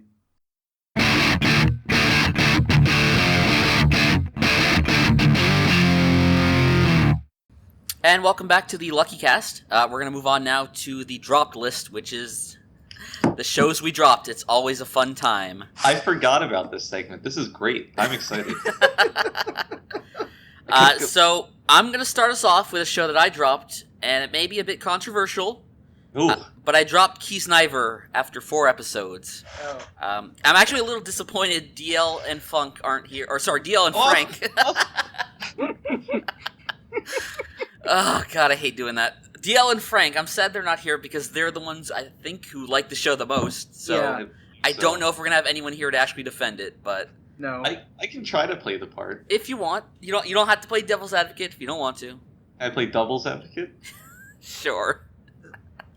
I will. I want to say, but I just want to say I'm a little disappointed. I actually had to drop Kiznaiver because I was actually on board with this show after the first episode. Like I went into the series like expecting another Kill la Kill from Trigger, and like that's not what this is. It's much more reserved than that. Not like nearly the same level of zaniness that's in Kill la Kill, and that's what kind of turned me off that show. I also found the general premise of Kiznaiver actually kind of interesting, that you have these group of characters who are all connected by this Kiznaiver system, and it lets them share pain amongst one another. I think that's kind of an interesting idea, and I was excited to see where that would go, but at least from what I could tell in like these first 4 episodes, it's not going anywhere interesting, and you guys can fill me in on that in a bit, but that's not even like the main issue I have with Kiznaiver. My main issue with this show is that I fucking hate almost all the characters. And given that the focus of this show is this group of characters, like if they don't work for you, then this show just doesn't work, period. And it's weird because this problem didn't really hit me until I was like halfway through the 3rd episode. And there wasn't even like a specific moment or thing that happened. It just, at that point was when it clicked with me how grating and annoying I found this group of characters, and from that point on, like the show was just kind of ruined for me because everything they did and said just started driving me up the wall. And it's like for almost every character in the show, they're all just like ridiculously over the top. You have the jock guy, right? And he's very over the top, loud and boisterous. You have the one guy who's over the top, flamboyant. You have fucking Nico, who's over the top retarded, and by far the most annoying character in the show. She is literally pretending to be retarded. Yes, and it's super annoying. And even the main character, like, inexplicably, is over the top boring. Mm-hmm. And then, like, in the 3rd episode, at the end of it, you're introduced to this new character who's the 7th Kiznaiver, and he's, like, over the top masochistic. And at that point, it was like, I'm done. I tried to get through episode 4, because I was telling myself I want to give this episode, like the show, one more episode to maybe turn it around, and I couldn't even make it through that episode. Is that the one where they went to camp? Yeah, that was the first episode when they went to camp. So, okay. It was just really weird and frustrating because I didn't want to hate this show. Like, I'm not the biggest Trigger fan, but this show was a bit on my side to start with, and I can't even really explain why I hate these characters so much. It's just something about them that hits me at the core of who I am, and they just piss me off so much. And well, yeah. As I say, this is not going to be how everyone experiences the show, I understand, but that is just kind of my frustration with it. So, to kind of, again, play devil's advocate here, because I'm not the biggest Kiznaiver fan, but you mentioned how they're kind of going nowhere with the concept. Mm-hmm. I'm getting to the point where I'm starting to think that the whole point is just, their interpersonal relationships with one another, which you mentioned. So if that's what they're going for, I don't think it's fair to, get them for saying it's not, the Kiznaiver thing isn't going anywhere, because I guess it's not really supposed to, other than as a motivation for their relationships to develop. And they are trying to do that. Whether or not it's successful is up to the viewer, but they are dedicating, a lot of screen time just to furthering how they interact with one another, because there's 7 characters. There's a lot of relationships in that little web there to explore and develop, and they're doing a decent job of that. The most recent episode had some characters who you don't usually see together, talking together, developing. So that's working. It just may just be like misplaced expectations on my part. Yeah, it's hard to fault you for that, because I had the same expectations too, that it was going to be on a bit more grand scale than it seems to be. Mm-hmm. What the show is focusing on. So I'm mostly on your side about this. But I'm just trying to see where they're coming from here. Yeah, because I talked a lot about the show with DL, and he has a very interesting take on it, and I look forward to him talking about that on the end season podcast. But he really likes the characters and what they represent, but it just does nothing for me. I made the point to him that this is basically the Breakfast Club, for better or worse, but it is. One thing I did want to say to the show's credit, though, is that it looks great. I think I really enjoy the art style. I haven't seen very many of Trigger's other works, so I don't know if this is a hackneyed for them or whatever, but I think it looks very good. I like that I can turn on an episode of Kiznaiver and just by looking at it instantly know that I'm watching Kiznaiver. Even the more mundane shots are very distinct from what you'd see, and it looks good, I think. How do you feel about it? Do you like the art style? Do you dislike it, Steve? No. I'm not a fan of how Trigger shows look. This show looks very similar to Kill la Kill, but obviously the animation just is not kind of on that scale, because Kill la Kill is very much an action show, and this show is much more grounded than that, so they don't really need to go over the top with the action, but just the way there's something about their character design, just how kind of lanky and angular people are, that just doesn't work for me. See, I like that. See, I appreciate the fact that they have their own unique style, and there are a lot of people who also like that, so that's fine. I'm not going to give them too much shit for that. It's just something that doesn't appeal to me. I'm close to dropping it myself. I could easily see if the show takes a wrong turn, one more wrong turn, that I'll get there. But I'm still... Matt, you've been keeping it in for a bit. How do you feel? I don't like this show much, but I will say I think it's kind of a shame that you dropped it at episode 4, Steve, because for me, episode 5 actually went more in a direction that I was actually enjoying, because we were getting a lot more character interactions. We're actually getting some amount of character development, and it feels like it's actually going somewhere. Finally. And there's a hardcore rape scene. There is a hardcore, almost rape scene, but it's the characters in the show. I would say this is a really weird show because it feels like it's trying to be a character-driven show because of the extreme lack of any plot. But at the same time, this is a character-driven show that is severely lacking in interesting characters.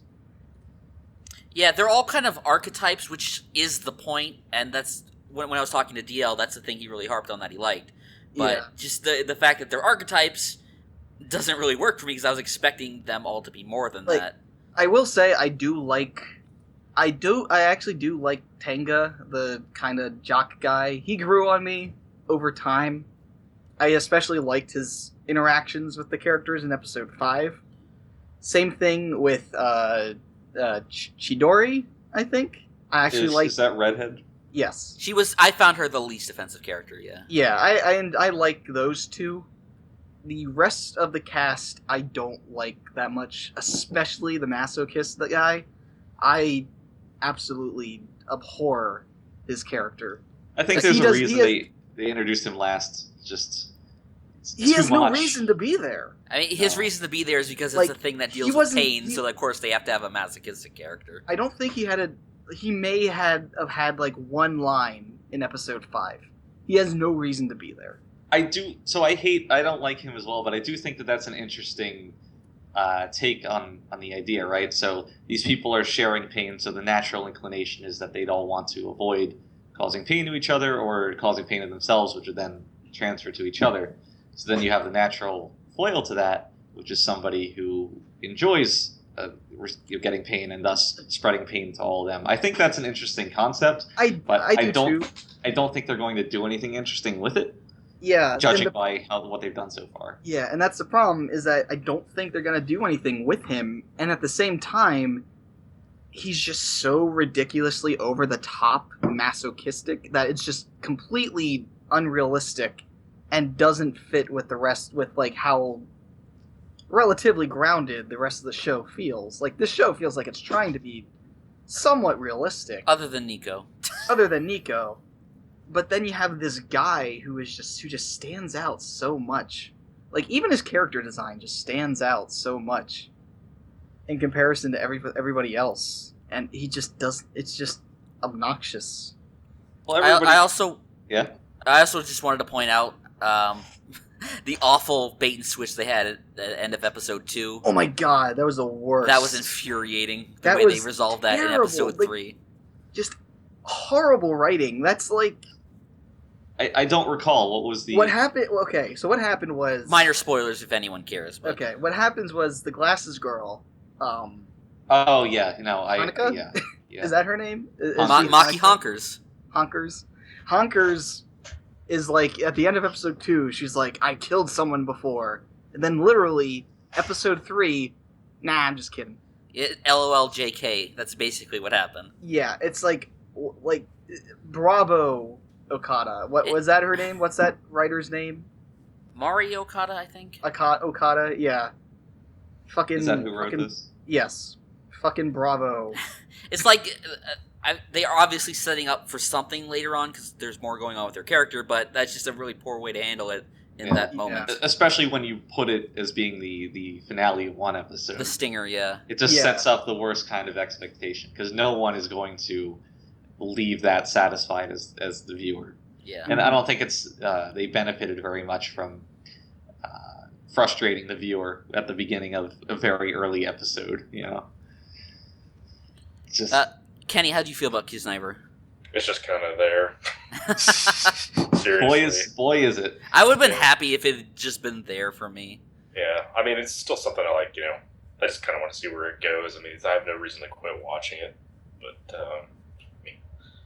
plus the theme song is catchy, even though it's a rip-off of something else. Well, I'm going to fucking fight you. I'm going to fucking lose hang it in there, Funk. We'll get there eventually. Oh my god. I got my gloves on. Yeah. I don't think the show's bad, but it's in that weird realm of it's kind of okay, but I wouldn't really recommend it. It's just kind of, again, actually I kind of feel the same way as Kenny. It's just kind of there. And I don't really look forward to watching it. One thing that does really piss me off about it, what are those things that just keep walking around? The Gilmarine or whatever the hell they're... I think that's it. Yeah. The things that look like blatant ripoffs of some mascot from like Kill la Kill. Danganronpa. Dang it, Romney. Dang it, Romney. So actually, I wanted to bring those up in illustration of a greater point here to kind of take umbrage with something that either Steve or Matt said earlier. I don't think actually the show is trying to be very grounded in reality or very realistic. I think I said that. I also said that, but it was in more comparison to Kill la Kill. Well, I haven't seen Kill la Kill, and from what I know of it, it definitely is not grounded in reality. But so the show has things like that running around, these just absurd mascots. It has just all the characters are so stereotypical, so archetypal that they can't even be real people. I don't think it's fair to say that the show is trying for anything realistic, because it's just really Weird. ridiculous setups on top of ridiculous setups. It's just a foundation of a completely different world almost.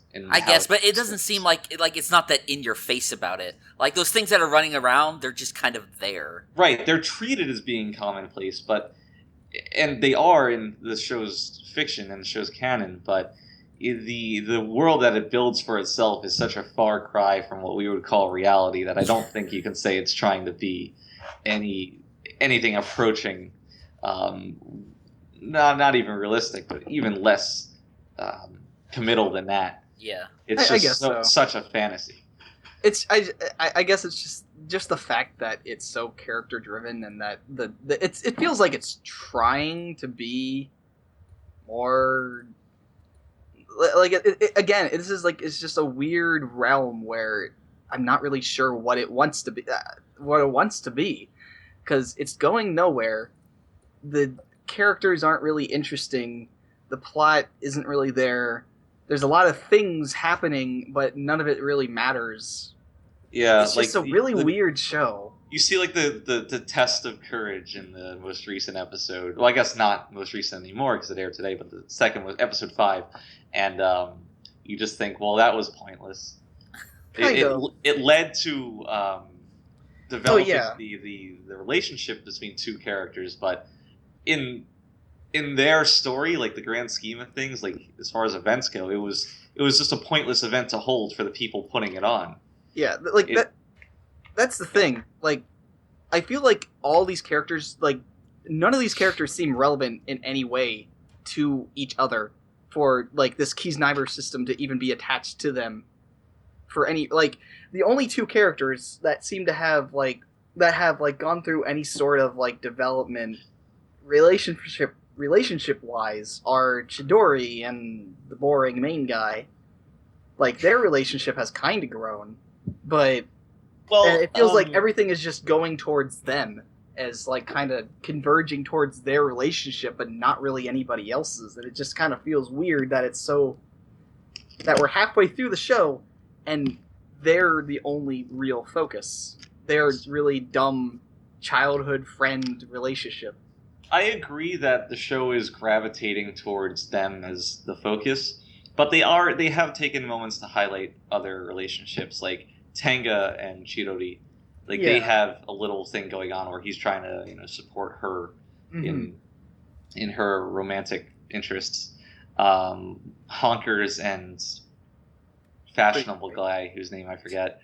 Like, they had a little moment together where she kind of gets behind his exterior and finds out that he's like a virgin. Maybe they'll go somewhere with that.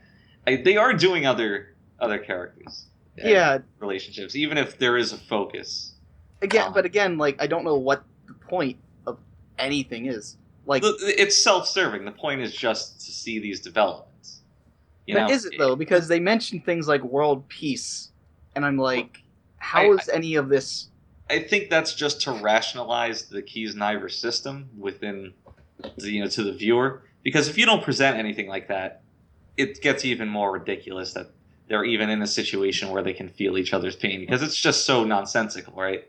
So you need to have some amount of footwork done saying this is why this is happening, even if it's not the focus of the show. I guess. Because when the most intense moment so far has just been a fairly inane test of courage that, again, is meaningless, it is clear that it's not about the world peace angle that the show is driving towards.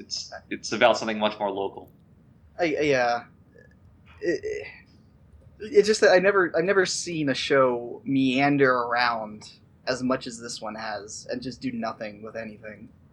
I'm sure you guys can. I don't believe that at all. I'm sure you guys can let me know on the end season podcast, but that might not be true. It's time to move on. Yeah. Grimgar did happen. Kenny. Yes. Tell me what you dropped this season. Just one? Yeah, just one show. We'll talk about that and move on. Oh god, that's Seisen Cerberus anime. Jesus Christ. You're the only one to watch that. I was the only one to watch I watched an episode. Oh my god. And that's all you needed to watch, Funk. Yeah, I dropped it too. I watched 4 episodes of that fucking garbage. Wow. Was it just like nothing? It was nothing. Like, you don't give a fuck about the characters. The animation sucked. The story was boring. There was like absolutely nothing about the show. No redeeming factor whatsoever. I gave it a 1 because it had a cat girl with big boobs. Wait, what? That's the lowest. You can't give it any lower than a 1, Kenny. Yeah. Is that why you rated it at all? Yeah. God damn it. So if there was not a cat girl with big boobs, you would have given it a 0? You can't give it a 0. If possible. Good. Kenny tried that with Sonic X. It wouldn't let him. I even tried like fractions, like,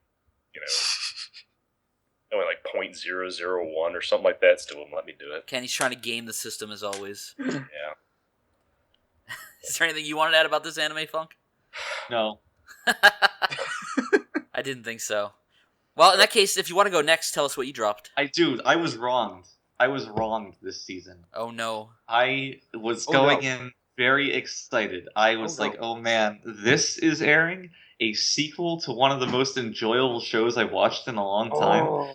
Oh man, I'm gonna be there on day one. I'm gonna download the 1080p file and get my din-dins, get a nice drink, sit down in my comfy chair, load it up, and just sit back and be amazed.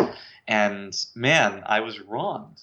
So, a show that aired this season by the title of Terraformars Revenge was horrible. Now, for anybody not familiar, Terraformars is an existing anime, manga, intellectual property that aired a couple years ago, and the show was trash. It was schlock, to use a popular term.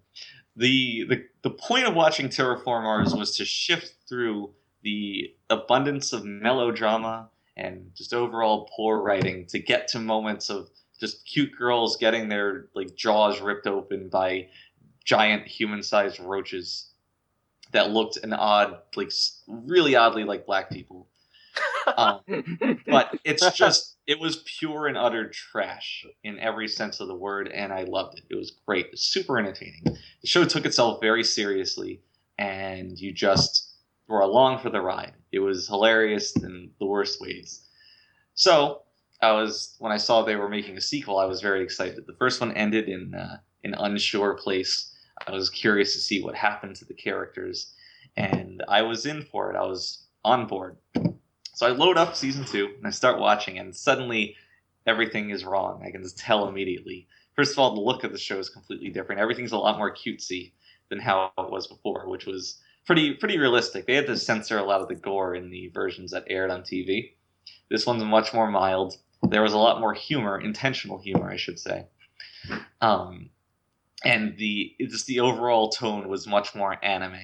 You would see little cute versions of characters' heads pop up in the corner of the screen to make a joke or something dumb like that. And it was so wrong. It was not the Terraformars that I had grown to love. It was just the biggest punch in the gut to see a giant of the industry whittled down to this. And it's still, because I would kill for another just 12 episodes of the wild ride that was Terraformars, because it's ridiculous in the best way. And what I only watched 2 episodes of this, but I had roughly 46 minutes of just complete boredom. I remember I was sitting there. It was a nice sunny day. I was in a parking lot killing time, and I had my laptop. I had my windows open. There was a cool breeze blowing through. I could hear some birds chirping. And on my laptop in front of me, I was watching Terraformars Revenge. And all I could think was, man, I really want to fucking kill myself. It was just miserable. So, needless to say, I dropped it, and there's, you know what they say, you can't go home, right? That's how it is. I guess like the first one was so poorly received, they just thought they'd go in a different direction and somehow ended up even in a worse place. I guess this is clearly something that was like focus tested, and it's like let's try this. So I want to meet who made this executive decision. Maybe it was a new studio who bought the rights, and I don't know, but I'm bitter. It's like when you see your ex get with someone else. Oh no, that's the worst feeling. Yeah. It used to be my Terraformers. Maybe they'll give it a different shot with a third season, try something else entirely. Maybe it'll be a kart racer. I don't know. Hey, if it was wacky races for an entire series with weird cockroach men from Mars... Oh my god, be still my heart. We'd all watch that. Okay, Matt, how about you?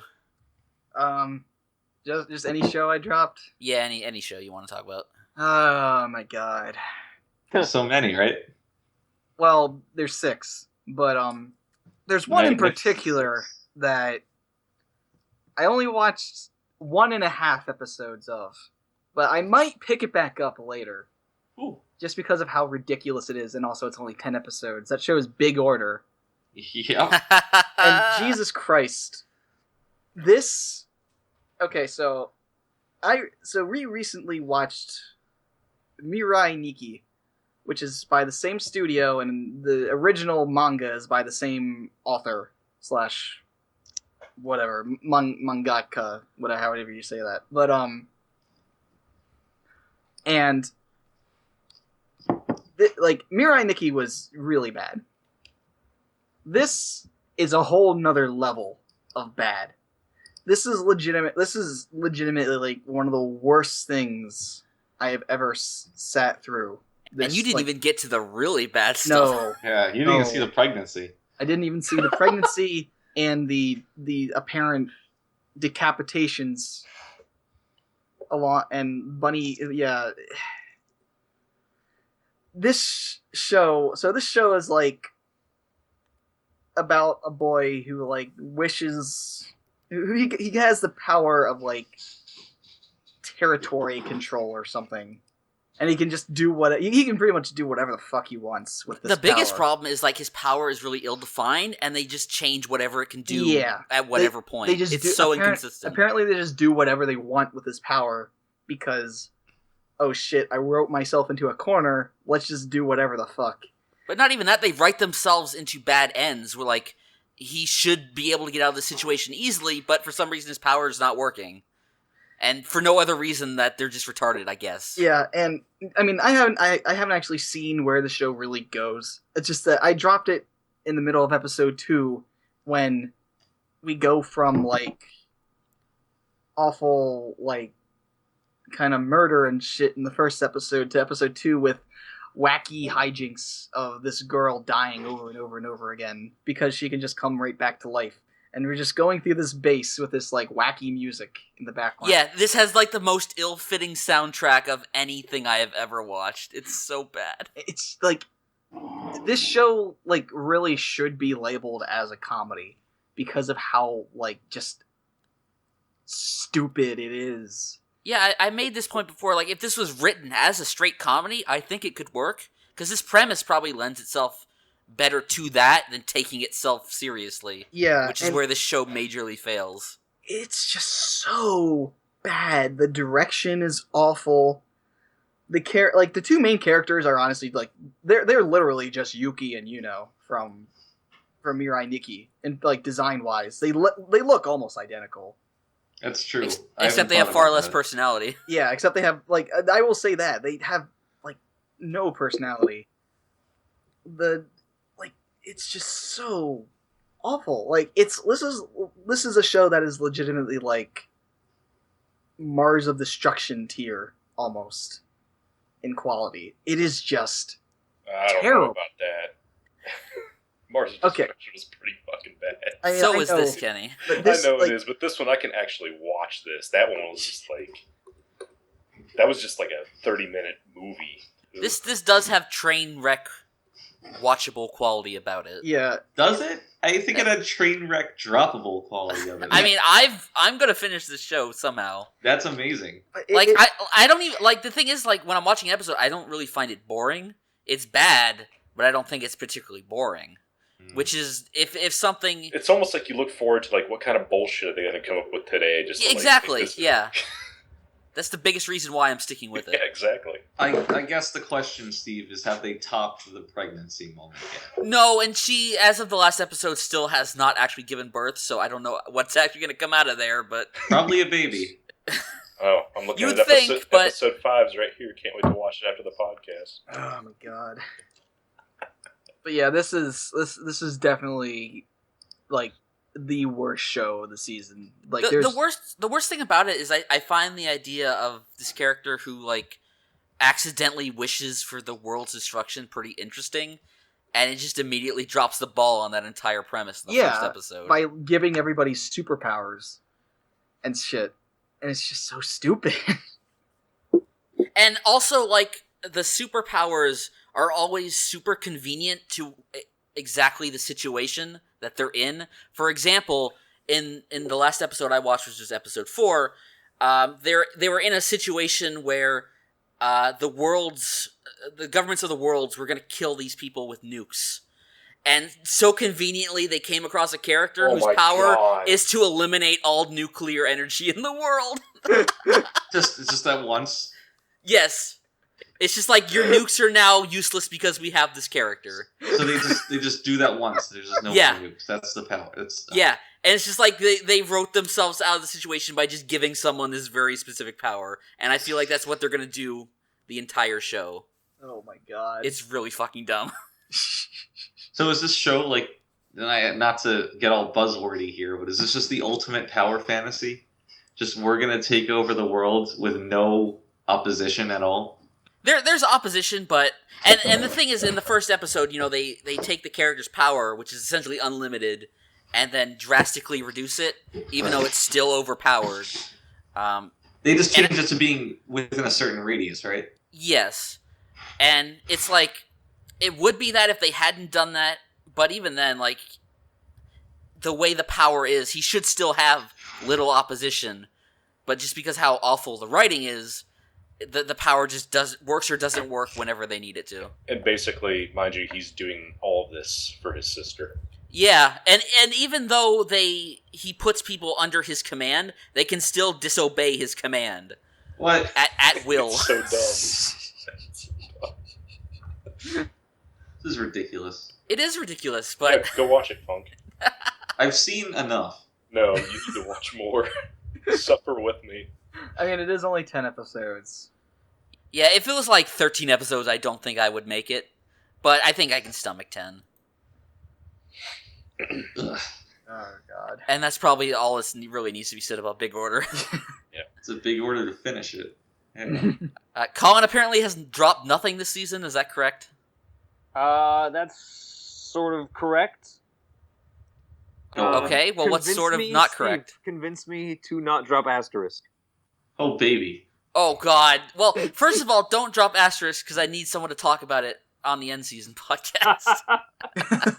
This is a rare glimpse the internal working, the internal politics of the Luckycast. I would also... The only reason we watch anime is self-serving, so we can talk about it. I would also say, it's better than the first season, and you made it through that, Collin, so... I did make it through that, but this season has green hair girl. Yeah, but she only talks in 2 episodes. It's up to episode 7 now. Lying. She spends. She is currently kidnapped and has been kidnapped for 4 episodes, and she hasn't said a thing. So last episode I watched was I think 4. She had a line in that. Well, I don't think she has any in the next 3. So keep going, and we'll be through this arc soon enough, Collin. It seemed like they were going in a direction where they were finally putting a limit. Taking advantage of his power's limit, and then he gets another upgrade. Well, yeah, he was going to have to get an upgrade at some point. Yeah, fuck you.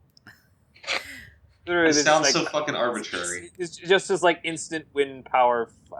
Just keep watching it so you can complain about it later. This is some shit, man. This is Okay. It's me. What's that, Colin? Steve convinced me to continue watching Netoge. This is not what the point of this segment is. No. If you did not drop Netoge, I'm not going to talk about Netoge. Alright, I watched one episode of Sakamoto-san, and I didn't watch anything else, so I guess that's technically dropped. Are you serious? Keep watching that show, but let's watch more Netoge than Sakamoto-san. Are you serious right now? I will defend both of those shows on the end season podcast, but Sakamoto.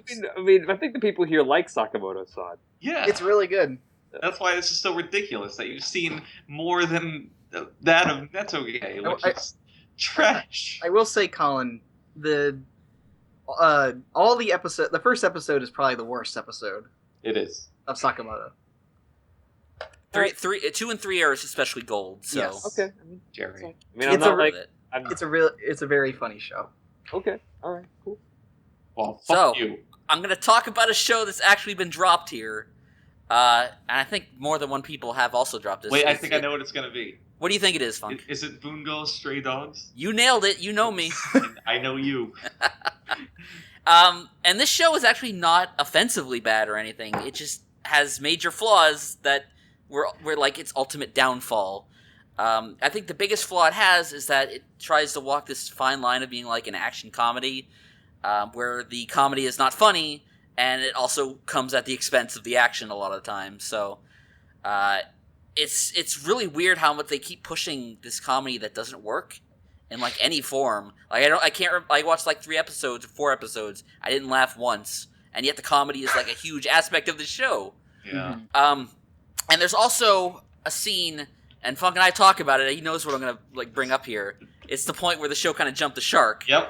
And it's where the main character and these 2 other characters who are like this very openly incestuous brother-sister combo who are super annoying, they get caught in this alleyway in a trap. And the sister character, in order to save the brother character, takes like a hailfire of machine gun bullets, which should kill her theoretically. And then the brother gets like eviscerated in the back by the main bad guy, and he should be dead theoretically. But then you see the main character fighting the bad guy, and he just notices that, oh wait, their bodies are still twitching. They're alive. And it's at that point where you realize the show is not going to take itself seriously at all, because these 2 characters who should have been fucking dead immediately or within minutes due to blood loss inexplicably survive this encounter. And the only reason I watched episode 4 was to see if they had like made it through that episode or not, and sure enough, they were just fine at the beginning of the next episode. Yeah, that's the thing. I dropped it immediately after episode 3 where that occurs, and a week later I'm talking to you, Steve, and you're just like, oh yeah, they're fine. Yeah, because they introduce this character whose power is that she can heal people back to perfect health, but it's just very painful for them. Yeah, so I care really about dumb. anything. Exactly. Because like it was in that moment, like when that character, when she got fucking shot up in the back by all these like fucking machine gun bullets, I was like, that was the moment where I was like, okay, this show is actually going somewhere, and then it just immediately takes it back. Yep. Yeah. The main character gets like it might be his armor's leg cut off, grows back. Yeah, it's fine. And the only reason he gets out of that situation is because the other character was alive and he could use his power. Yep. So the only reason that character survived was just for plot convenience. Yeah, I actually dropped this too, and I really didn't want to, but it's just really not very good. Yeah, it feels like it's like a show meant for kids. It feels like it should be smarter than it is, because all the characters are based off of classic novelists. I was gonna say, it's like a supernatural detective agency where all these characters are, like Funk said, based off these classic Japanese novelists, and that's actually kind of a smart premise, even if like I didn't get every reference here. But yeah, it should be much better than it is, and it's kind of disappointing that it isn't, because after the first episode, I had hopes for the show, and I was let down immensely. I will say one thing. I really love how the show looks. Do you? I actually really like how it looks. I like the usage of very thick outlines for the characters. Thick! So, like, there are points where the characters have these really noticeable thick outlines that kind of, like, at points will, like, kind of get thinner and thicker on parts of the face, and it's very comic book-y, I guess. And I actually really like that style of how it looks. And I think it looks really good. I mean, it is Bones, and Bones certainly knows how to make good-looking shows with good animation, but that's probably the only thing about the show that I would say is really a standout quality. Everything else is fairly mediocre. Yep, that about sums it up. Kenny? Oh no, did we lose Kenny? Oh god, he's gone forever. Okay, we'll skip Kenny. Go ahead, Funk. Tell us another show you dropped. Well, there's so many. Let's see. What is the second most offensive show that I dropped? It's really tough to decide, but I think that. Okay, so this might be controversial, but I am not anybody's bread buddy. Oh no. So Ponde Peace is the most do-nothing, boring, white bread show I've seen in a long time. It's very paint by numbers. It's pick a topic, have 4 high school girls interested in that topic, and just let them flock amongst one another.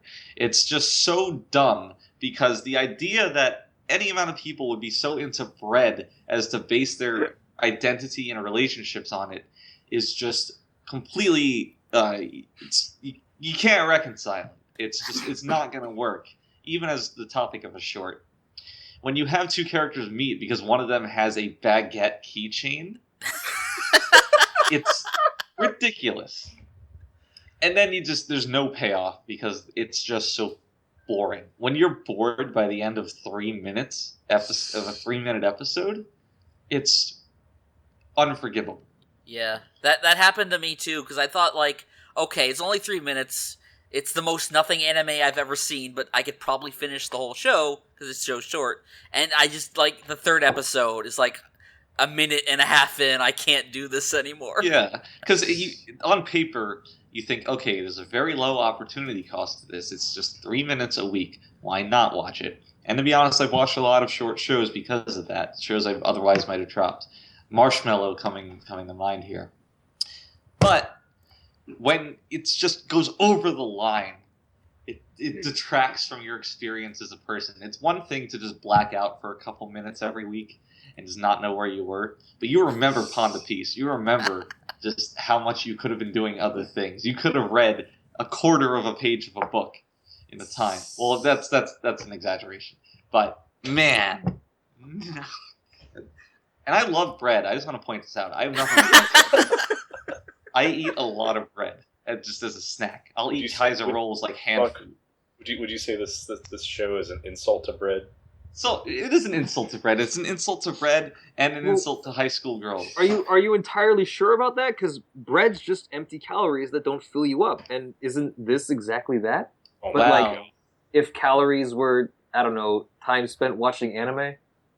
Well, or like a feeling that you get of fulfillment. I don't know. Fuck off. Shut up. Collin, that's a very good analogy, but I also want you to know that if I could, I would throw my glass at your face. I wanna say the one thing that could have saved this show is that if a character like took a slice of bread and then spread some ketchup over it and then ate it. Ew.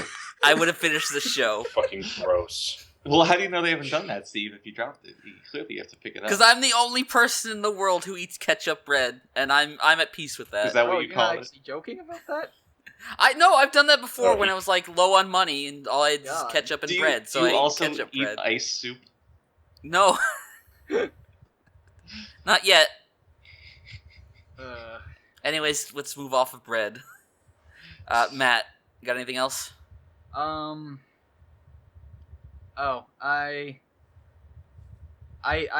guess another show that isn't really offensively bad, very somewhat similar to Stray Dogs. Twin Star Exorcists. Yeah, also dropped. Yep. I dropped this, like, a lot of the main reason why I will drop a show is because it's just boring. And again, this show isn't bad. It's just really generic. It's about a boy who has like a special power, but he has a tragic past and he doesn't want to use his power because it's only caused problems, it's only hurt the people he loved, blah blah blah. And and on the way to school, a girl falls out of the sky, and it turns out she also has like a similar power as him, and they fight evil demons in like an alternate universe that can bring people into their universe and I guess eat them or something. But it's just a battle anime. It's just another one of these Naruto, fucking Bleach, Shonen, whatever anime shows about high school. Or I forget if they're high schoolers or middle schoolers. I think they're middle schoolers, actually. Yeah, so. it doesn't particularly When matter. in doubt, usually middle school. But yeah, they're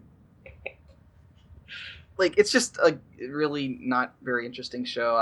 There were some things I was actually kind of surprised about that the show managed to avoid. The one that was very noticeable in the first episode was when the boy ran into his childhood friend's boobs.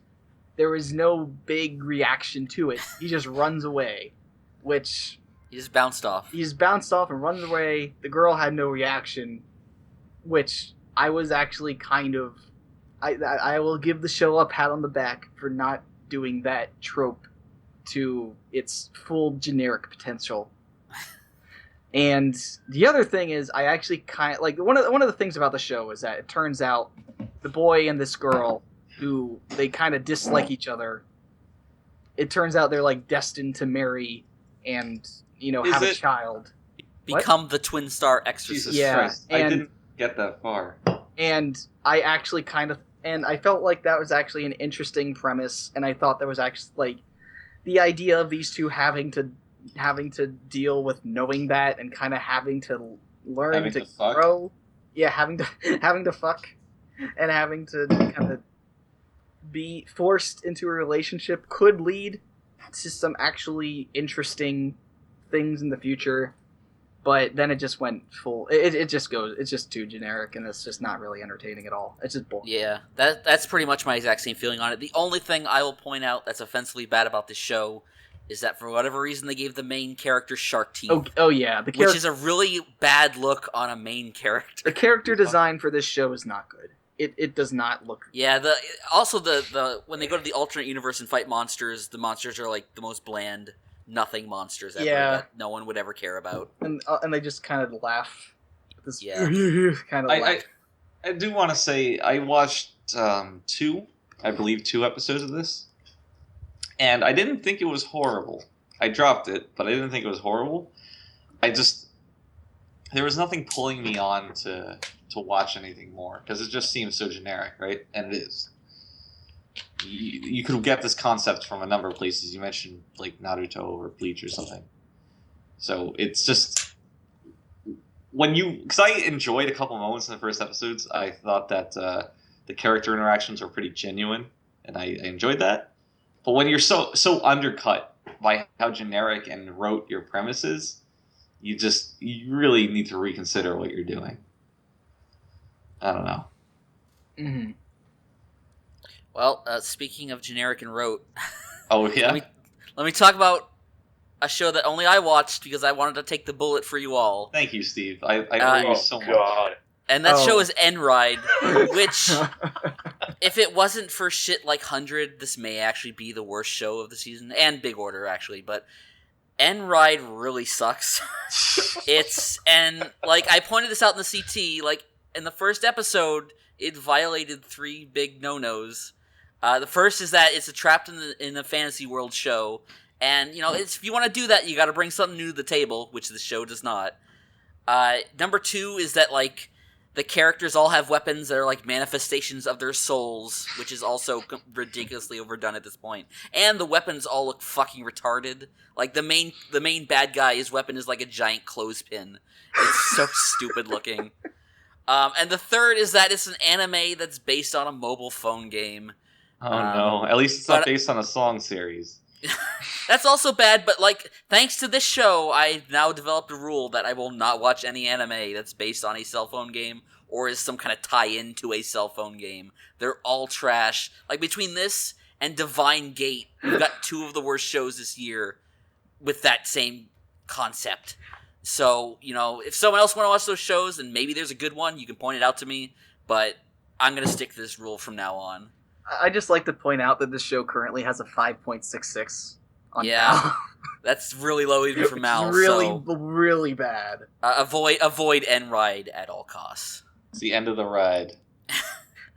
At one episode, and also 2 Coors. Wow. Who thought that was a good idea? Well, doesn't Twin Star Exorcist have like 4 cores? No, actually, I don't know. I don't think it.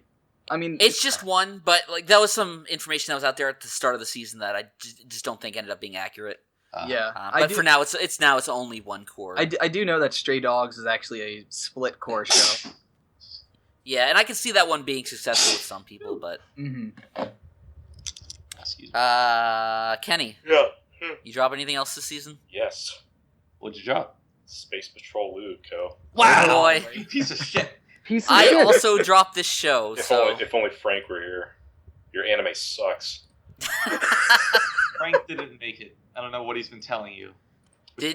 Were you just like me and Kenny and just did not find it funny? It wasn't But funny. you are Kenny. I can't fucking stand that obnoxious like animation and art style like Kill la Kill stuff. Like I just don't like it.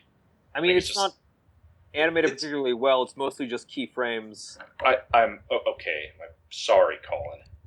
Cullen's done his research. Yeah.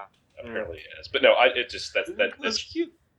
stuff just isn't for me. I don't like it. So. Ryuukoku is cute. Yeah. She's cute. I just, I'm with kind of Kenny in this. I don't find Trigger's humor all that engaging or funny. I found the show kind of obnoxious. I get just like Kiznaiver, I get what people can see in this, but I just did not find it funny. Well, I just want to say I really enjoy Luluko, and I've never laughed at it. I don't think it's particularly funny. But I enjoy it. There is one actually this really funny exchange from the show, and that is when I think it's like episode 3. When what's her name? The Gyaru alien. Oh. Midori? Yeah. Her. She. When she is detained and then decides that she wants to become part of the Space Patrol. Mm. And the Over Justice Yeah. was on a rant about how she's not eligible because she's a criminal, and then she says, "Let me in or I'll kill you." He's like welcome aboard. Anyway, that was funny. See, that sounds funnier when you tell it than when the show told it. I actually missed that joke or something because I don't remember that joke at all. I don't know, Steve. I'm kind of paranoid that you might be letting your disdain for Trigger creep into your evaluation of their work. Why Maybe. have disdain for Trigger? To be fair, the show is pretty much just them doing whatever they want and like all kinds of self-referential shit all over the place. Cause like, True, and I didn't even notice until you pointed it out. The most recent episode was the most blatant. It wasn't even really a reference. It was pretty much just saying, "Remember, Kill la Kill." It was Kill la Kill. Yeah, and like I kind of think it went a little too far, but and also like one of the characters is literally just one of the characters from their other show, whatever it's called, Inferno Cop. Yeah, like Wait, they did Inferno Cop? Yes, Oh, Trigger did Inferno Cop. I hate Inferno Cop. See, now do you see where I'm coming? Because like, this show is kind of like that show to me, except instead of Skullman, you have cute girls. Right. I mean, I can see that, but so let me just say, from somebody who's very ignorant to most of Trigger's catalog, the references don't bog down the show if you're not aware of them. I'm never left wondering, like, what the hell did that mean? Or, whatever. Because a lot of times references can kind of just leave people out of the know, wondering and just feeling lost. But I think they're incorporated well enough that you can there's still a watchable show here if you don't know what's going on as far as references are concerned. So I think that is a mark in their favor that they're incorporating it well enough. You know? Mm-hmm. It might seem ham-fisted if you're in the know, but because the show works on its own merits, at least to me, I think it does. I think it's fine. I mean, I don't know how you feel about that. I actually like the show. I think it's fine. I mean, the references don't bother me. I mean, the Kill la Kill thing I think was just a little too much. But I feel like this show feels very much like an Adult Swim short show to me. It does. It feels like something that would air like one of those really dumb 10-minute shorts that would air on Adult Swim at like 3 a.m. or something, like fucking 12-ounce Mouse or Squidbillies. Or Squidbillies, which were not really good, but still managed to be entertaining at times. Mm. And the animation is very similar to that kind of thing, where it's barely animated, but just animated enough. And although the most recent episode actually has some really nice animation at points, or at least nice looking drawings, but yeah, I think the show is good, but I can understand why somebody wouldn't like it. It is I think this style of humor is a very kind of love it or hate it style of humor.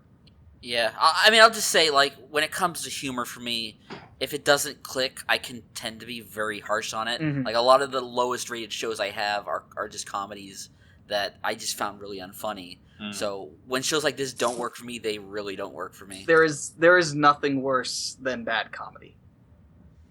It's like they say, a bad tragedy makes a great comedy, but a bad comedy is a horrible tragedy. That's a good lay theater, man. Two of the things that I really like about the show is that how a lot of the episodes open with Luluko saying that she's Luluko, and that how a lot of them end with her saying "to be continued." Don't they all end with that? I believe so, and it's very pleasing. Oh. It's like home base. You know? Also, apparently, this is going on to be a multiple season show. Well, it's already on season 3, so I don't know where they're gonna go from here. Probably I season 4. hate this joke. Alright. Is that it on Luluko? Yeah. Okay. Funk, any other shows you want to talk about that you dropped? Let's see here. So there was Wagamama High Spec, which doesn't have a lot worth talking about, but I wanted to call it out for being just horrible. It's another short that completely wasted my time, but it's based on a VN, and all the characters are just busty, nubile high school girls who in the first episode strip down to their underwear. Maybe I should pick this show up. You might enjoy it, but it's just complete trash, and I'm not to say I'm averse to enjoying nubile high school girls, but it's trash. Well, that's a shame. And that's all I have to say. You got anything else, Matt? The only other two. Well, okay. The only other two shows that I haven't mentioned yet that I dropped were Shonen Maid and Unhappy. So I guess baby. I guess of those two, Shonen Maid, there's really not much to say. It's just boring. Yeah, Shonen Maid is like really nothing. It's just boring. So Let's I'm not fucking fight. Well, I want to say one thing about Shonen Maid. Huh? It's like the most offensive thing about that show is that whenever you see the characters in side profile, their noses are fucking huge. Oh yeah, it was so distracting. The art is not really great for this show. It's not. And otherwise, it's just like it's whatever. This is very clearly a shoujo. Yeah, there are people out there who will get enjoyment out of this show, but for most people, it's really just kind of boring. It feels like a show that like teenage girls would like to watch, and that's fine. It's just not. They also don't commit to the gag of the boy maid who wears like a maid frock over top of his shorts. He wears jorts. But yeah, Jorts are mean. I guess instead I'll go more into Unhappy. And Let's do it. Well, I honestly, the reason why I dropped this is actually similar reasons. I just think this show's really not particularly interesting. It's very weak as far as comedy and slice of life life goes. I didn't find it funny. I didn't find it cute. A lot of things about it just really weird me out. I don't get the thing with the girl having a crush on a construction sign. I don't get the girl who apparently has to take 1 million pills and like her bones break with like the easiest shit. Wouldn't you if you had bonitis? But everyone in that show is equally ridiculous. I know, but it's just really weird. For some, I don't know who this show is for. Yeah, like I don't know what it is about this show. It just makes me like watching it for whatever reason makes me feel uncomfortable. Well, you're seeing typical, cutesy anime high school characters really just getting shit on continually. Because I watched Gakurashi and I love that. Right. And that was a different kind of thing. But the tone of that is you're supposed to sympathize with them, whereas you're not supposed to sympathize with these characters. They're the butt of the jokes. And that's really the crux of it. You're laughing at their misfortune. And the plot of the show is that they're all brought together because they're so supremely unlucky in different ways. One of the things I actually like about the ending sequence is that it just calls attention to the different ways in which each of the 5 main characters are unlucky, because they all have their own unlucky traits. I don't know. Mm-hmm. But I don't know. I think that it's, if you don't feel bad about laughing at anime characters, which why would you? Because they're fake. There's some elements, there's good opportunities for comedy here. And I know that one girl is super fragile, and anytime the wind blows at her, she's gonna break a shin or something. But they managed to, keep surprising me and making me laugh by her just getting dunked on. When she bit into the bread and broke her teeth. Yeah. That was pretty funny. But the thing I'll say about the show is that whole 3rd episode where they're playing the giant board game. I wanted more of that and less of the typical slice of life stuff, which I found pretty boring. Just high octane ridiculousness. See, that's probably the episode that made me feel the most uncomfortable, because it just seemed real. It's like this felt like a show where like it's just one of those shows where I'm watching it and I'm like, I really would not want somebody to know that I'm watching this show. It's just it's like the show that you watch, then Dad walks in, and then you quick flip the channel. Shit, Dad's. Yeah. You mean because you have these girls getting like basically tortured while in the 3rd episode dressed in revealing cosplay outfits? It's just for all your pleasure. Matt's an anti-bully ranger. Weird. Well, it's not even that. It's that.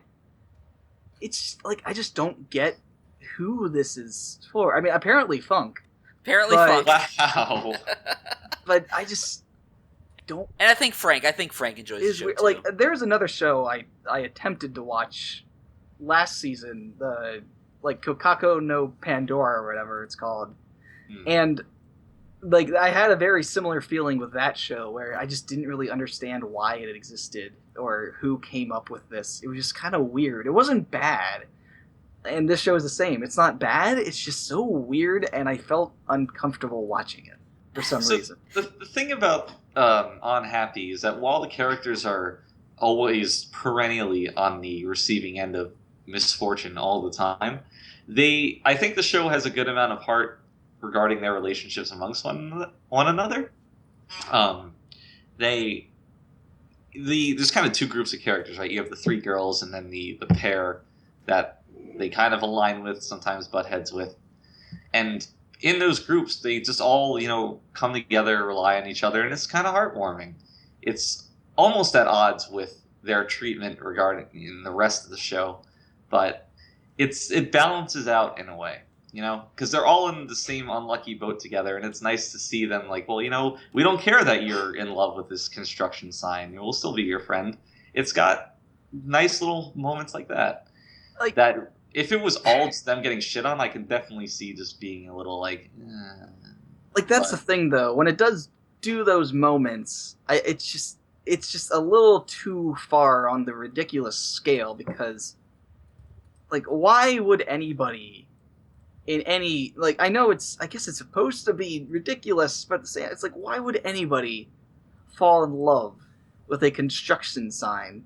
Well, you have to rationalize the whole idea of, luck being a tangible trait that just clings to somebody so hard to upset their life. You have to rationalize that before you even get anywhere with the show, right?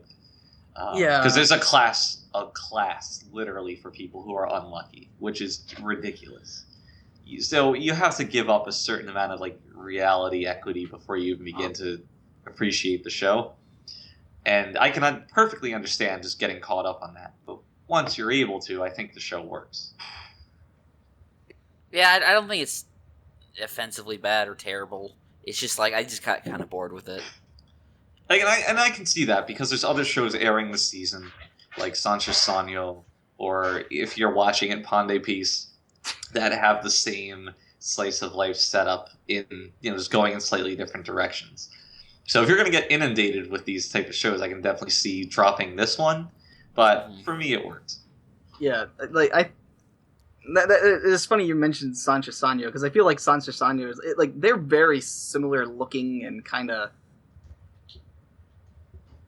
They're similar kinds of shows and how they look and how the characters kind of are, I guess. I mean, both shows have a main character who has purple hair, for starters. But I think in canon it's black. Okay. So we're clear. I hate that. Okay. It's the worst. But that is a bad meme. But yeah, like that is this show is this season is really chock full of these slice of life shows. And yeah, you gotta kind of pick and choose. And I just feel it's a little they just start to build up, and I was just like, yeah, I gotta drop one of these. There's definitely a threshold at which you start dropping slice of life shows. Yeah, and this reached that for me. I will say I do think that Unhappy is a better show than Sancho Sanyo. I guess we'll have that fight in the end season podcast. I'm not trying to pick a fight. I'm just saying. Well, you just did. I think Sancho Sanyo is better, but I wouldn't really fight over it because I don't think that show. I'm making a big deal of this, but I'm not super invested in Sancho Sanyo either. I just think it's a better show. Yeah. Any other shows people dropped that they want to talk about before we move on? I just wanted to say that I watched what is the name of the show? Shonen Ashibe Gogo Gomochan, and I didn't know that it was a children's show until episode 2. At which point I dropped it because it was a children's show, and there's nothing for me here. But I was thoroughly fooled by the adventures of this kid and his pet seal.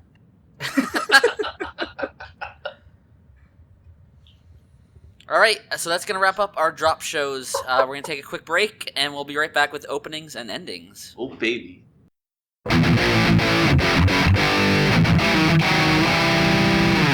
And welcome back once again to the Luckycast. And for this segment, we're going to talk about anime openings. So I'm going to turn it over to my associate, Funk. Yay! And he's going to lead the charge on this. So go ahead, Funk. Okay, so to start with openings, I wanted to begin with what is perhaps the most controversial opening of the season, at least amongst our little group. And I know that Frank, who, God rest his soul, cannot be here with us tonight, really came down on the other side of the fence than I did on this one. So to begin, I wanted to talk about Unhappy's opening. And if you haven't heard it, it's a fucking trip. It's a trip. So I'm going to let the other side of the jury chime in, but I wanted to explain first what I really enjoyed about this opening, because I think it's very good. So the opening begins in just the most crazy, just not atonal, but dissonant fashion.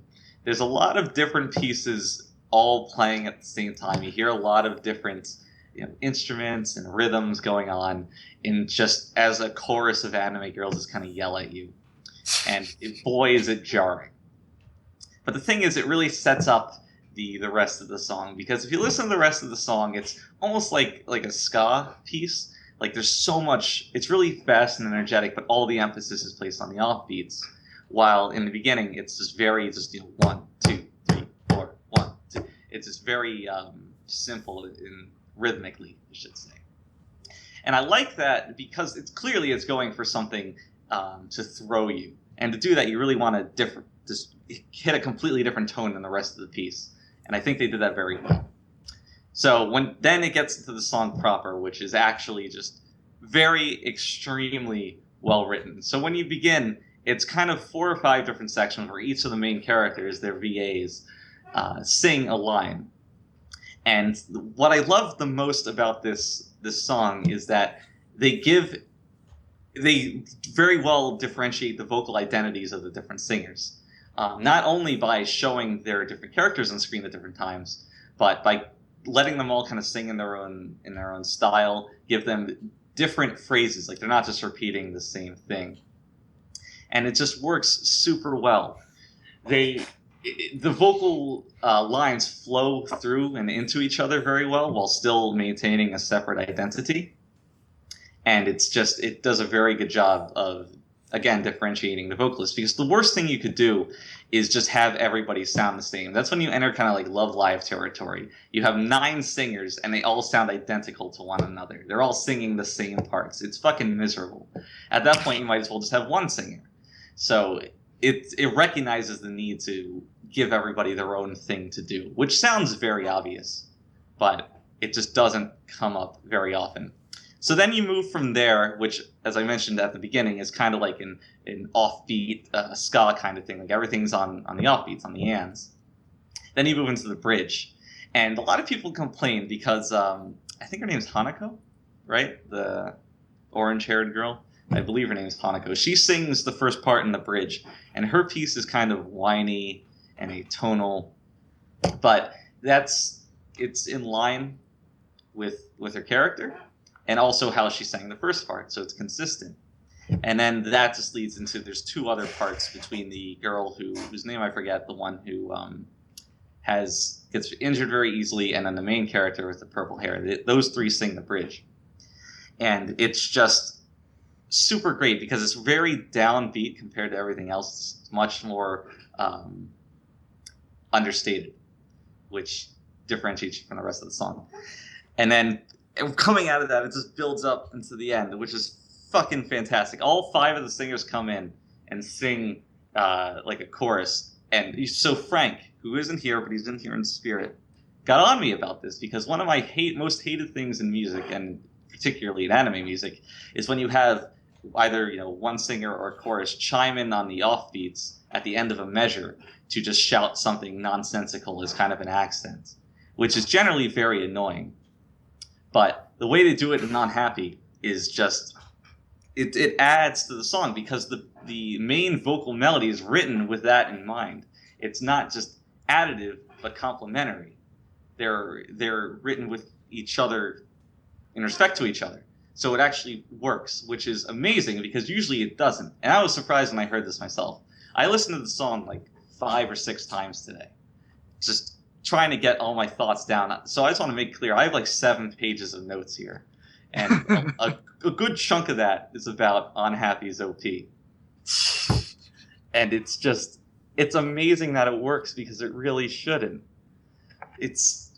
I'm completely in love with the song. I want someone to chime in and tell me why it's bad so I can refute that to the best of my ability. Because I don't get it. Fucking shit. Yeah, I don't like it. You haven't even heard it, Collin.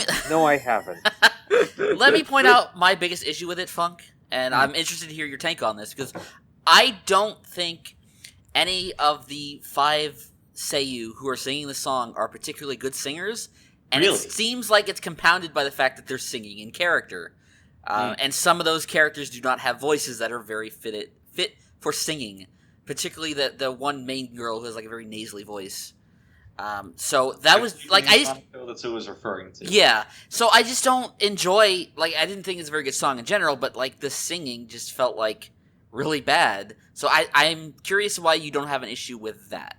Well, it's very hard to offer like a logical reason for this other than I disagree. I thought they were good singers, particularly the seiyuu for Ren, I think her name is, the silver-haired androgynous girl. She does seem like the best one. I agree with that. She's very good, and we'll talk about it later, but in the ending theme, she has like one line that showcases her ability, but I didn't think that they were that bad. Now, I did note before that during the bridge, Hanako's VA just has a very off-putting line. I called it atonal before.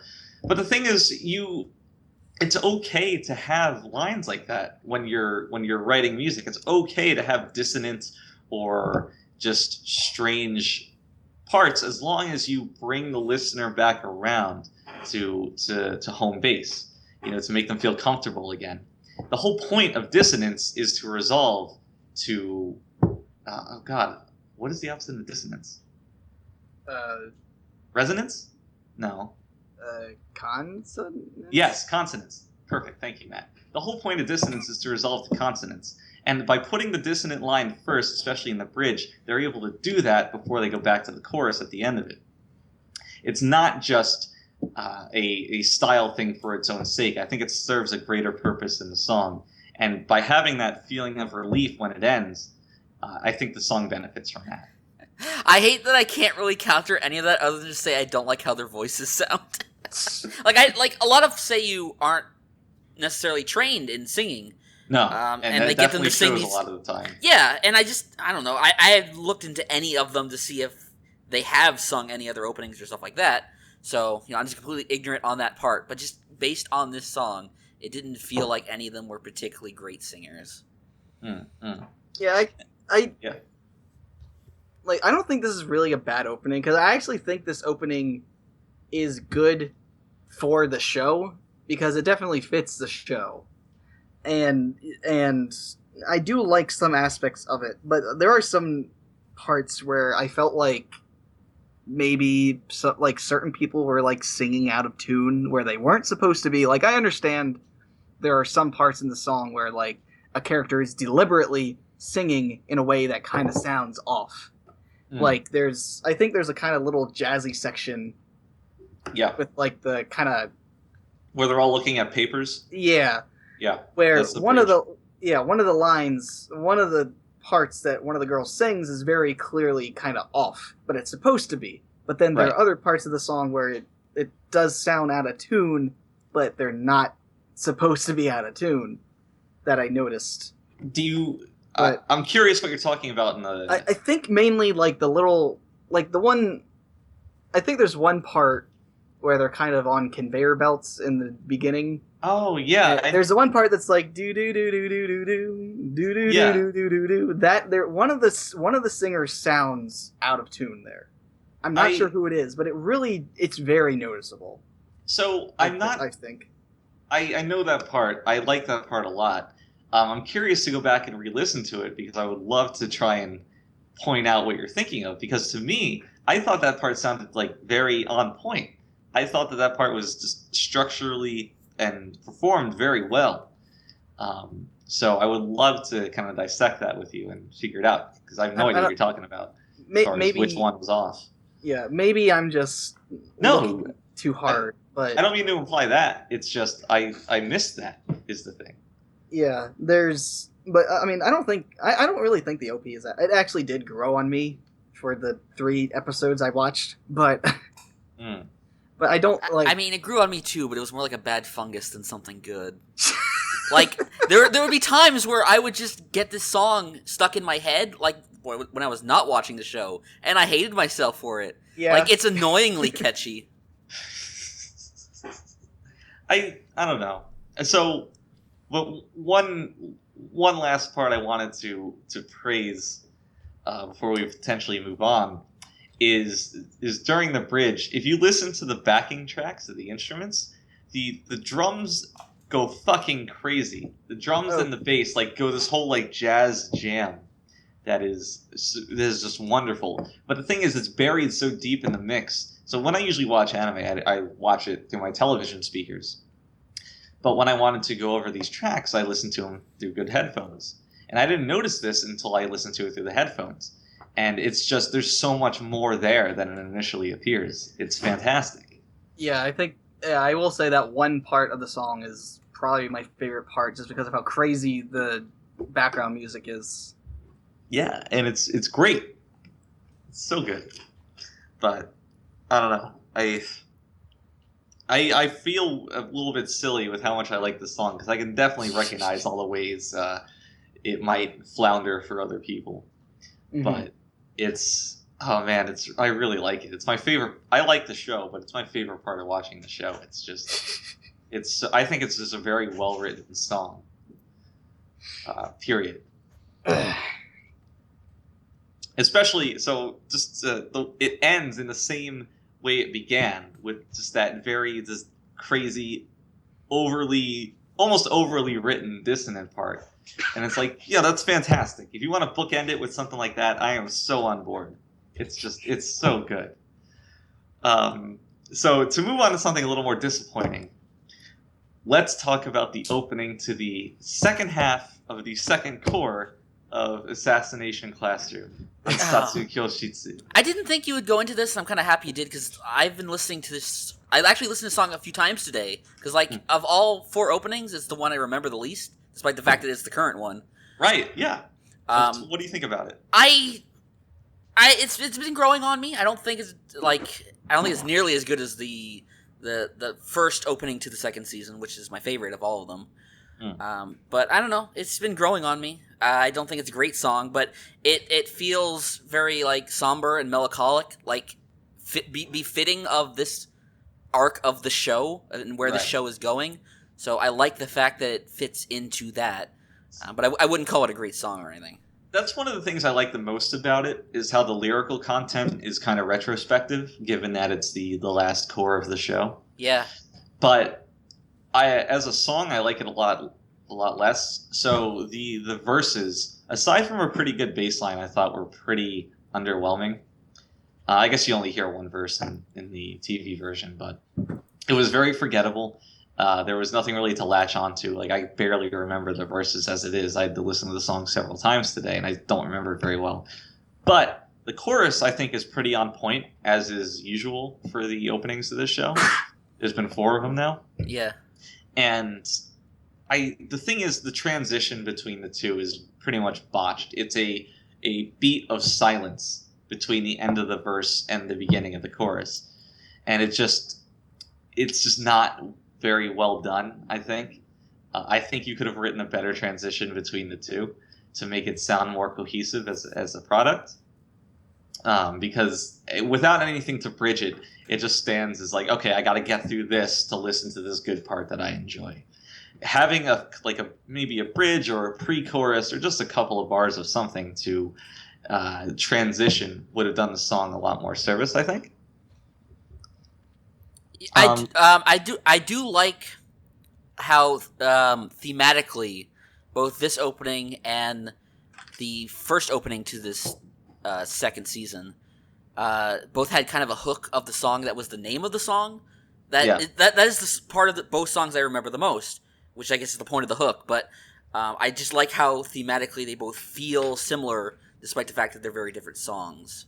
And I mean, that's just more of a point, not necessarily the quality of the song, but just how I feel they tie into the show in general.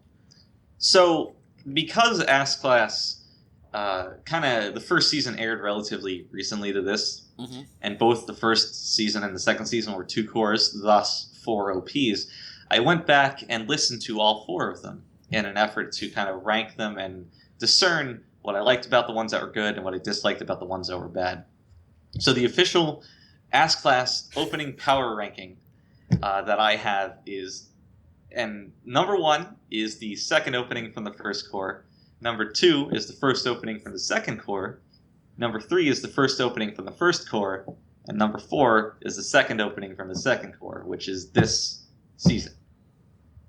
And what I realized that I liked about the ones that placed higher was that they made better use of all the different singers that they had. So I numbered them 1, 2, 3, and 4, right? So number 1 and number 4 had much more singing as a chorus. All the students, VAs, singing together.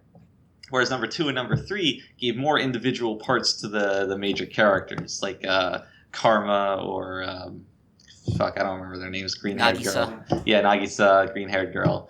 They had more individual lines that kind of played off of each other.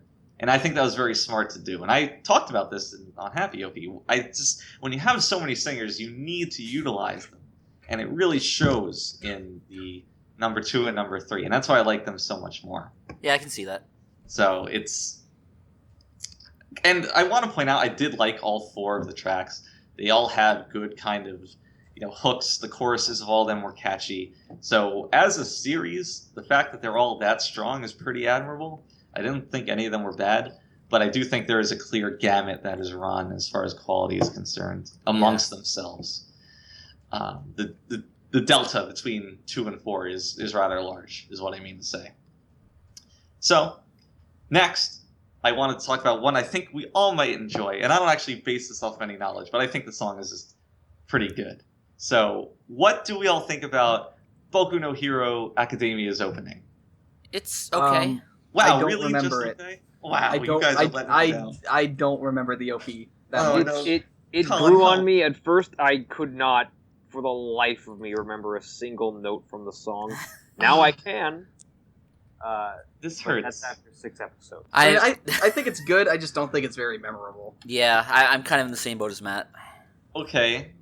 Well, I'm happy to hear how you can tell us how we're wrong, Funk. Well, it's not that you're wrong. I'm just No, I know, disappointed. I thought this would be a bigger hit.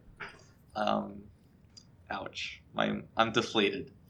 Well, so one thing I really enjoyed about this opening, I love the timbre of the vocalist's voice.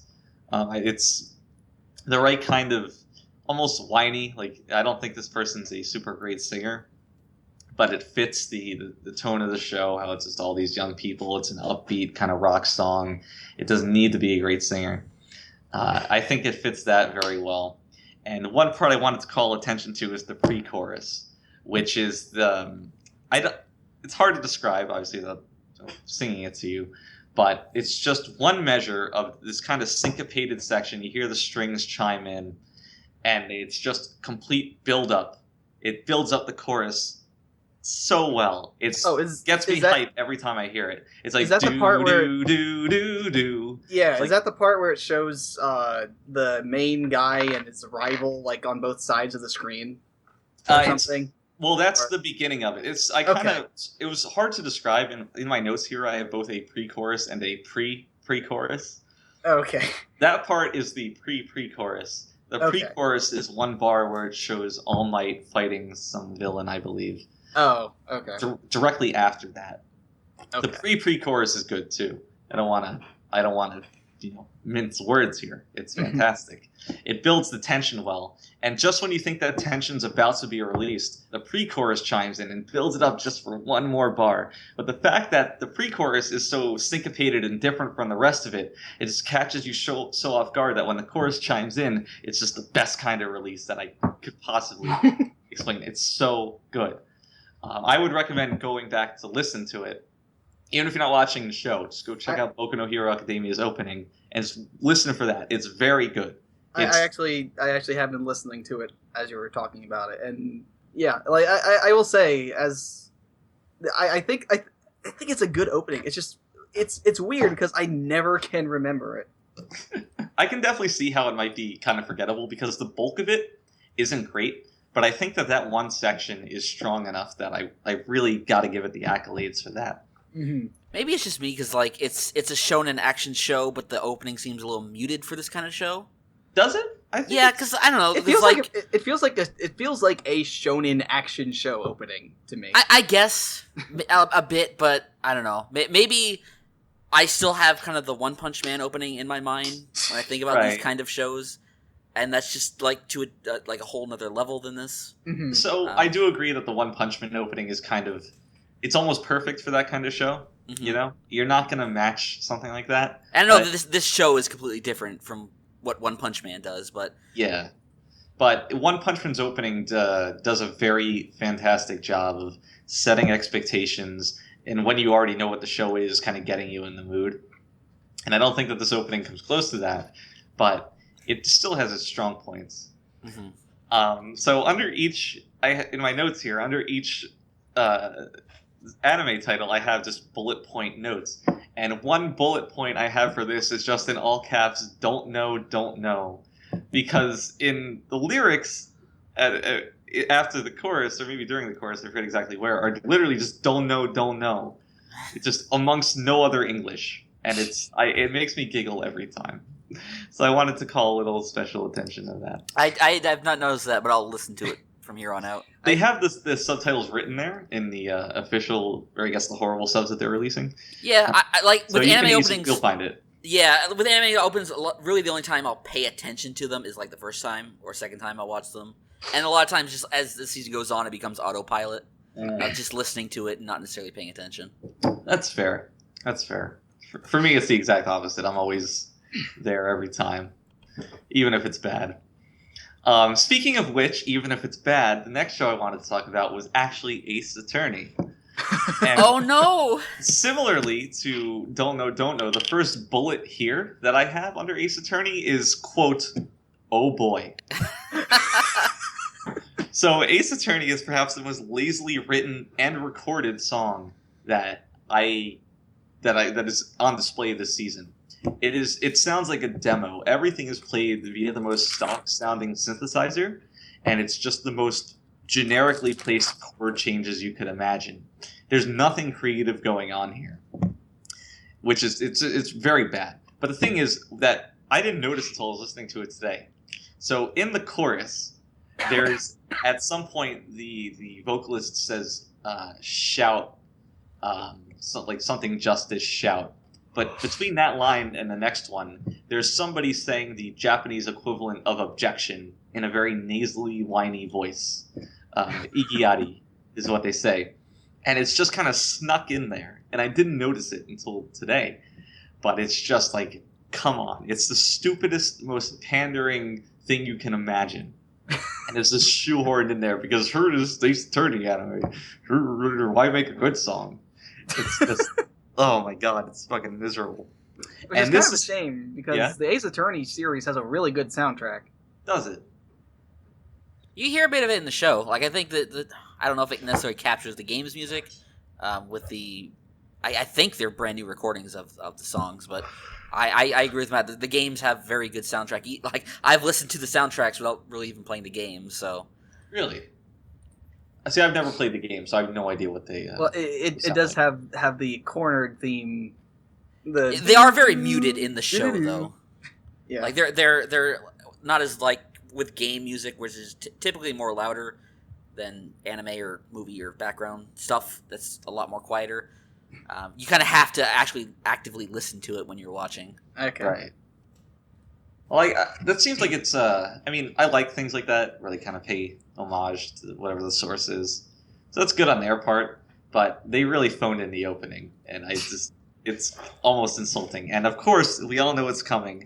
The way the opening ends is it's the most egregious example of bad editing, bad sound editing that I've ever seen. It just ends. There's some build up after the chorus. It doesn't even end on the beat. It stops. They just cut out, and the episode just begins. It's horrible. Yeah, someone obviously miscalculated when they were making the opening. Yeah, it has to be an example of, like, we animated this. There's no other way to fit the music to it or something. But it's... Oh my god, I can't even... the first time I saw it, I just shouted, "What?" I remember when I tried watching the first episode, which I stopped watching after like 5 minutes. Like when the opening ended, it was like whiplash. I was like, "Wait, what?" Yep. What? Rolling start. What? Is that a meme? Yeah, no, just go on. Okay. So it's the one thing that I did like about the song is during the pre-chorus, they have these bells, which are pretty obviously synthesized because what isn't in this song? But the use of bells is pretty good. It's very subtle. It's right in the background, mixed well, and I think they did a good job with that, which is a random thing, but you gotta give them props somewhere because it's not all bad. It's just mostly bad. So, moving on, and... come on, I have faith here that everybody who's seen this show is going to agree that this theme is perfectly dank. The theme, the Joker game. Oh my god. It's so good. It's so fucking good. So, Steve, I noticed you're not, I mean, it's alright. Like, it fits the show. It's not my kind of music, which is my only issue with it. It's perfectly fine, so... So what I love about the song is... So it's very easy to just say the horn section's great, because it is. You listen to the main hook, and it's all horns. They play very well. But if you listen to the rest of the song, the horns are omnipresent. They're always there. The whoever wrote it knew very well how to make the horns stick to the background, when to bring them to the forefront. But towards the end of the song, the horns keep doing this little sequence that makes you sound like it's going to leap back into the intro. It's going to leap back into the hook. And you're like, okay, here it goes. Nope. Okay, here it goes. Nope. It just keeps doing it over and over, building tension. And then finally, when it lapses back into the hook, it's like, it's so good. Oh my god, it's amazing. When you listen to the song again, listen just to the horns the entire time. It's masterful how it's done. I can't say enough about it. Yeah, Matt? My favorite part of the song is actually the drums. Oh yeah. Okay, I mean, lay drummer man here, but like the drums in the song are so good. It's that kind of fast hi-hat beat kind of thing where it's just very frantic, and there's more going on than that. Yeah, it's very precise. One thing I love is the snare. How the snare kind of evolves from just a simple like the snares start out where a snare normally would be in like a typical song, but then it does this thing where it's like and it's like so good. And to add on to that, they have the open hi-hat. Yes. Just that one little open hi-hat they do just makes it so much better. It just sounds so good. Just one thing like that just can change how good it is, and it's amazing. It's just so good. It's very clear that they knew what they were doing at every level of this. And then just that the fucking ending drum roll where it's just going all over the toms and just all these like little hidden triplets here and there. It's so perfect. It's just so amazing. One last thing I wanted to call attention to, and it's very subdued because it's definitely not supposed to take the center stage. I love the guitar work on this track. It's the perfect example of just your by the numbers kind of funk wah-wah guitar thing, but it just fits so perfectly. And the track is definitely not a funk track, but the guitar is kind of borrowed from that genre, and it never gets more upfront than it needs to be. It's always just there, but it's just so well played, and it's the perfect. I mean, this is a personal preference. That is probably my favorite tone of a guitar, where it's just doing the funk wah-wah rhythm thing. No distortion, just wah-wah. And it's so good. Could fucking die. So, this is not my favorite OP of the season, but it is just oozing with things to appreciate. No matter what you like in a song, you'll find it here. We haven't even talked about the vocals, which I think are also pretty good. The thing is, the vocals, the singer isn't like amazing, but the vocals take on the quality of another instrument, you know? They're just, it's not about the lyrics, it's not about shining. It's just adding to the song in a way that doesn't overpower anything else. The interplay between the vocals and the horns is fantastic. And once the vocals dip out and the horns come in at the end for a return to the hook, it's just, it's so good. It's a very dense song. Yes, there's a lot so going dense. on. It's stylistically designed to be that way. It's amazing. Not as amazing, but another song that's pretty good is the opening to Kiznaiver. Now, oh my god. I know that there's a lot of buzz going around that this song sounds like another song that many people may well know. The thing is, just because you're in the same genre and have the vocalist sing two notes that are similar but not the same, does not mean you're the same song. Kiznaiver's OP, Lay Your Hands on Me, does not sound like Take Me On, or Take On Me, whatever. It sounds kind of like the same chord progression, but that's really it. I don't know. I don't get that. It's because I can definitely get how the notes for lay your and take on are similar. Beyond that, it's completely different. There's definitely the second half of the Take On Me chorus is completely absent from Kiznaiver. It is. It's just, I think that's completely an overstated comparison. To talk about the actual song now, what I love about the Kiznaiver LP is that it's a very static song. It does not go very many places. There's no bridge. There's no clear distinction between verse and chorus. Not to say it's in one chord, but the thing is, when you're writing music like this, it's kind of synth pop or maybe like electro. I don't know exactly how to classify it. It's nice to just have kind of a droning, persistent progression or beat. Because, you want people to dance to it. When you're constantly changing rhythms and chords and keys, it's more jarring. So I love that they recognized that and just kind of held it to be much more static. I think it works very well. I don't know. Many of us have heard this. What do we all think? I actually really like the song. It's very weird because when I started this episode and this OP started, I was like, whoa, this is not what I was expecting. Like, it's a very, like, I can't think of any show that has an OP quite like this one. So I definitely give them kudos for having a song that's this different.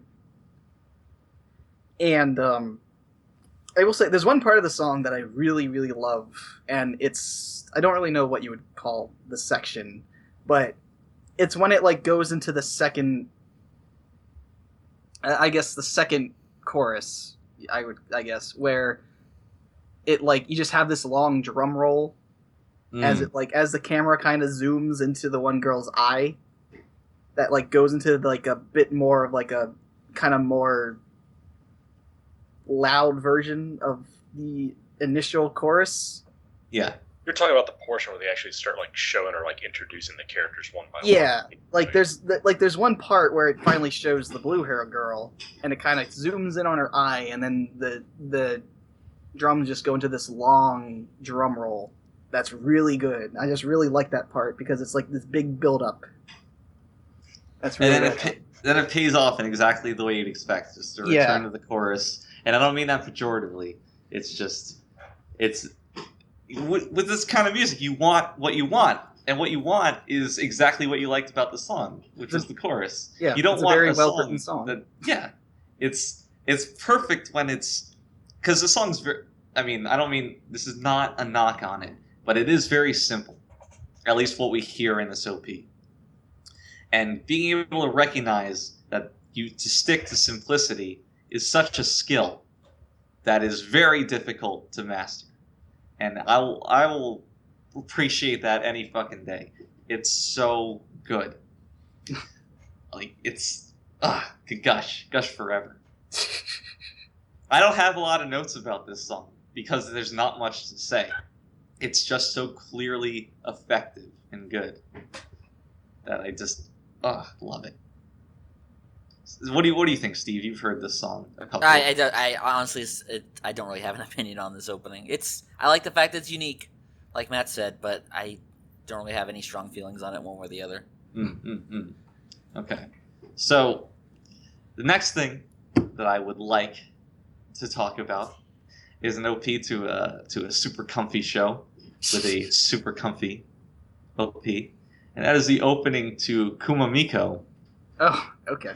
Which really just kind of winds through a couple of different areas before settling on being a pretty good song. So when it first starts up, it's with this kind of not even singing. It's like this atonal talking of what I assume is the main VA, but I'm not sure. Whoever's singing it, they just go through dialogue that is not, just sounds very jarring because again, it's not sung. But the thing is, it's very cute, and it kind of works, right? Mm-hmm. What do you think, Matt?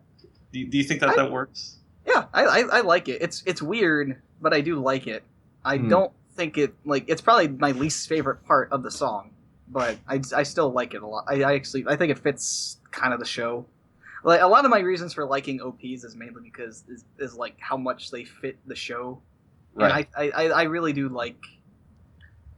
I like that it's cute. The show's cute, so I think it's a nice fit. But I do like I like the rest of the song a lot more, especially the chorus. Yeah, and I can definitely see that. I think I like the first verses a little more than you, but I agree that the chorus is better.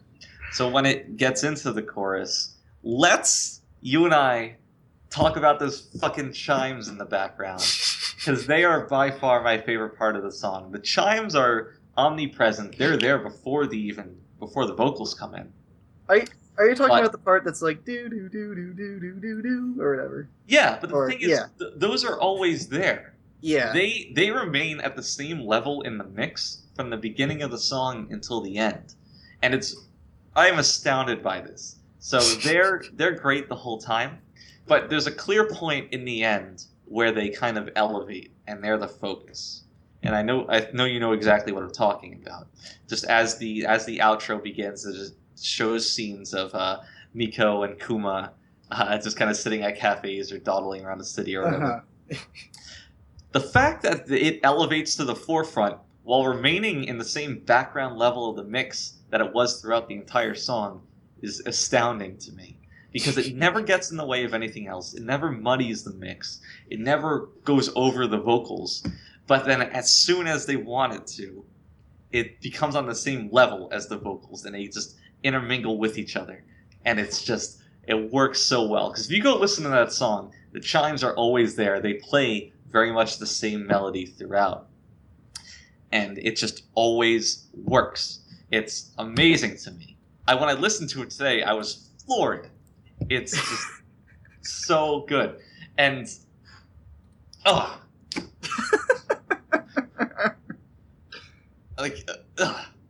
the one thing I could say about the song is that in the intro, before the atonal dialogue comes in, there's these backing vocals that are just like a chorus doing kind of, I forget what they say. I don't really know because it's never subbed. I would have loved to have seen more of that the rest of the song, because after that it's only one vocalist. Yeah. So I think utilizing that better would have been well. Maybe there's not a good way to integrate it. Maybe it would trip over the chimes or something. I have faith in them that they would have tried something, but I would have liked to have seen more. I don't know. Do you have any greater thoughts on the track? No, it's a good song. It's cute. I like it. I don't think it's really anything great, but I definitely don't like it as much as I like the ending. But we'll get to that later, I guess. We will get to that later. So, but as for something we're going to get to right now, and Steve, you can join us on this one. Oh boy. The opening to Sakamoto desu ka. My favorite. I think it's my favorite of this entire season. It might be mine as well, because it is amazing. You might say it's the coolest. It is the coolest. So, this is, and I described it as this the other day, this sounds like an Offspring song if the Offspring made good music. It is just full of energy. It is always just amazing you, much like Sakamoto would. It's very on theme. My favorite part of the song is the pre-chorus, which begins around the time when they show him surfing on that famous painting from Japan. Mm-hmm. That from that point until the chorus, it's just unique section after unique section after unique section. They're just constantly innovating with how they write. And it's throughout all this, there's that call and response between the lead vocalist and just a chorus of people yelling at him. It's very kind of punk in how it's just a bunch of men just shouting. But it's always done, as I mentioned this before, how in a call and response thing, they're written in regards to one another. So it's always one filling the space that the other leaves. And it never gives you a chance to rest. It's always moving, and it's fantastic. And I love the lead vocalist's performance on this. He's just a little bit whiny, but just like perfect punk kind of.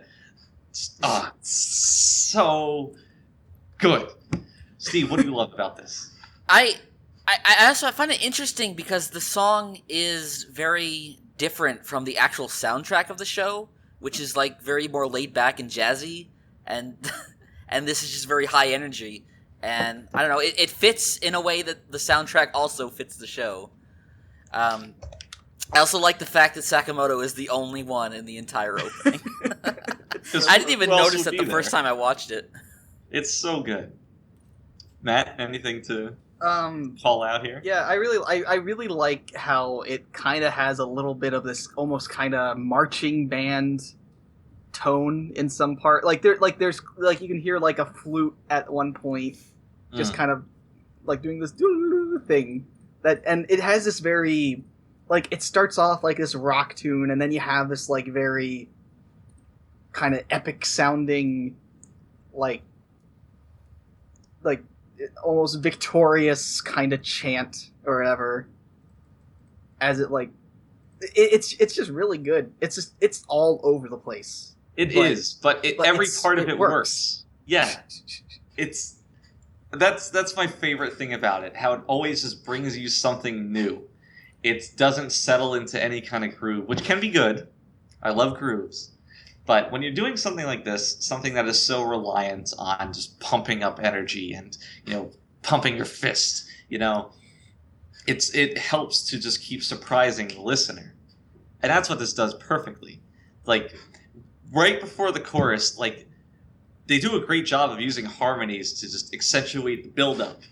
And then it just crashes into this fucking abundance of energy.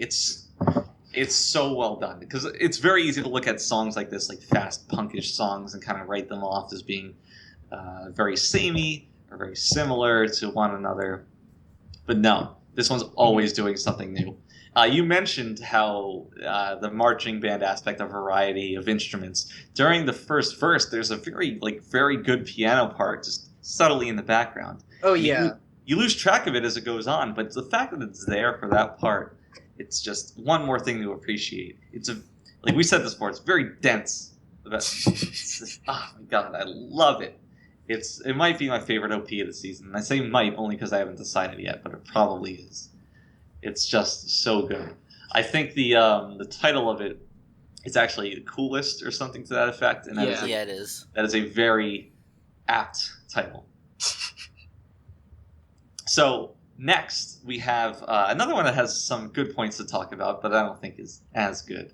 We have the OP to Sansha Sanyo, which if I had to highlight one aspect of this song that I liked the most, it would be just the use of the three main VAs as vocalists. Because there's this one part where they're in the animation, the intro, where they're all singing into like paper cups connected by strings. Mm-hmm. And it's just like not even full beats or full measures. It's just constantly switching between each other with lines, and the energy never drops as they hand off the vocal parts. It's so good. And when you combine this with the fact that the lines that they wrote in are so dense with syllables that it just sounds much faster than it might otherwise in reference to that song. So it's another way of imparting so much energy into your track, this time not with the instruments, but with the vocals. And I think it does it very well. Are you guys familiar with this one? Yeah. I think it's a really good song. It flows well up until the point it gets that interlude where you have the characters talking over scenes from the episode. Yeah. It just kind of ruins the song a bit, but I don't know. I'd love to hear the full version of it where that stuff theoretically would not be there. Mm-hmm. But I really enjoy that opening. It feels like that was a part of the song that was just instrumental. Perhaps it was more of a jam, and they had really nothing to put over there. So they're like, okay, let's just put in a preview for the episode, because otherwise it makes no sense. Why would you preview an episode that you're watching right now? Some shows do that, and I hate when they do it every time, because then I just turn away from the screen. I don't want to know what's going to happen. What's really weird with how they do that part is that with horrible subs, like sometimes it's subbed and sometimes it's not. For some reason, which is really weird. Kenny, you said you were familiar with this song. What do you like about this song? I don't know. It's moe, cutesy. I like it. It's the anime. What more do you want? From the man himself. Yes. The one part I really like for whatever reason, it might just be the animation itself, but I really like the part in the song. Oh, are you, Kenny? Were you gonna say more? Okay. Okay. The part where where these like giant figures, like a giant cat thing and a giant girl, are like kind of popping up onto the screen. They look like kaiju. Yeah, and they're just like I really like that part of the song for whatever reason. I look forward to that part every time. So the part that always gets me is towards the end when they go slide back into the chorus, but there's a key change. It's always just like, bam, it catches my attention immediately. And the chorus isn't even like super amazing, but just the fact that they had the idea to throw in the key change there. And let me tell you, key changes are not like astounding things. Fucking Bon Jovi uses a key change at the last chorus all the time, and that's how you know it's just miserable. But I think it works here. It always makes me pop up and perk my ears and listen. So I always enjoy that part. I don't know. And at the very end, when they kind of do a slight return to the idea of the paper cup part. They're switching off, singing very quickly at the very end. But as they're doing the last verse, all the instruments do a descending progression as the vocals are getting more and more intense, and they both end on the last note, and it just gives you the feeling of like needing you, the listener, need to take a breath after listening to that, because it's just a culmination of all this energy. Especially when the contrast of the vocals getting more intense and the instruments sliding down, it's very good. Now, the best way to take that kind of breath of fresh air is, of course, with a more low-intensity, comfy kind of song. Oh boy. And for that, of course, we can turn to the OP of Tanaka-kun.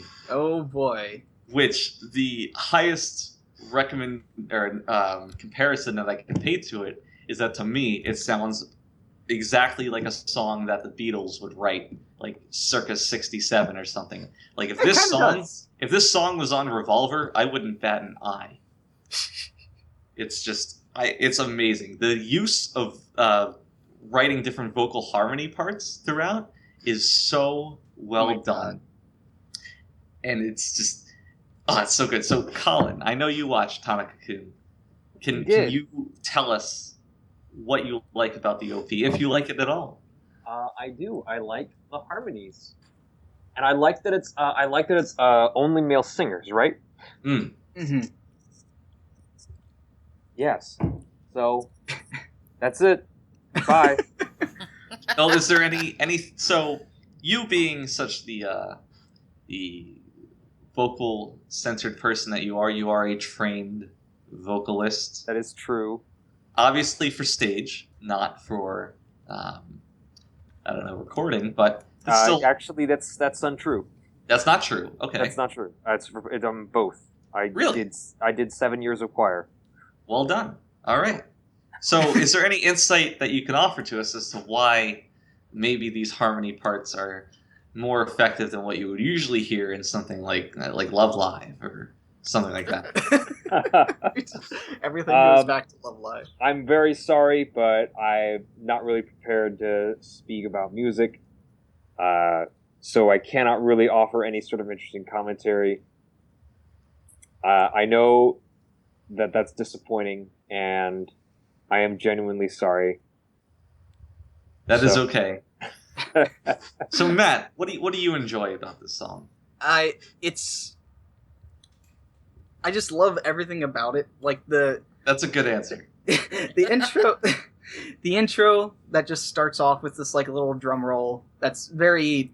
It's like it's not really a drum roll. It's just like a kind of little fill across the drums. That's just very nice start, and just how they all start with this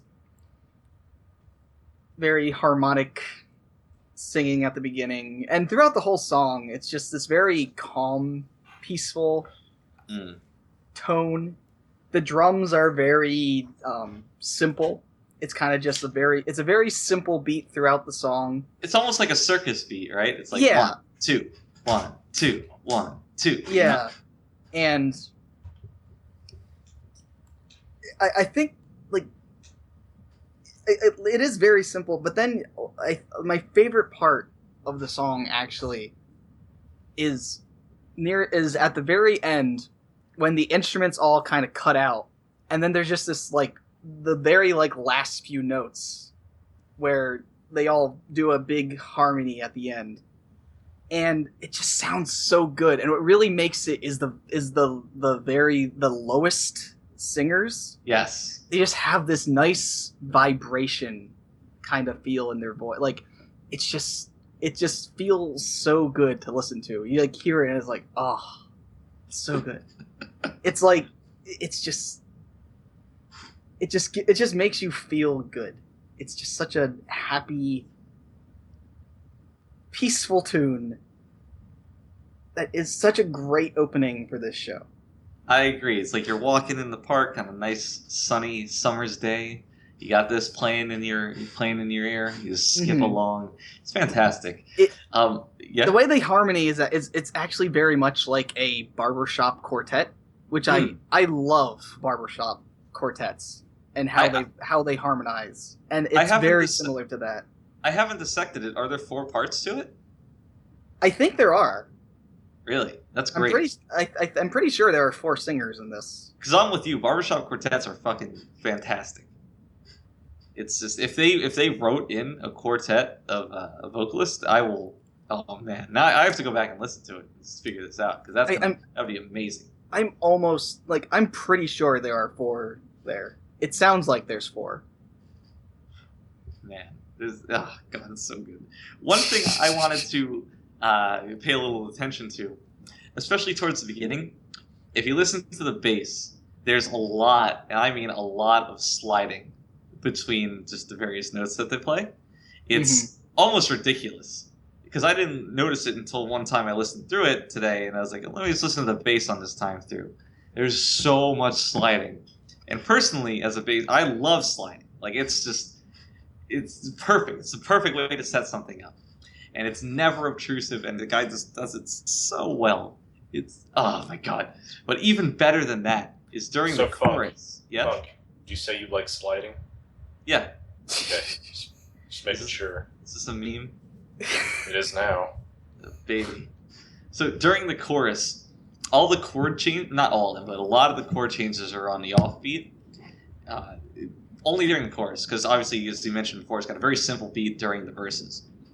And that beat's maintained because basically everything but the drums plays on more the changes on the offbeat during the chorus. And to me, it sounded very much like a Grateful Dead song, because for some reason, fucking Jerry Garcia always wrote his chord changes on the offbeat. But it's just, it always catches you a little bit, because there's a little bit more energy in the chorus. And it's like, It's so good.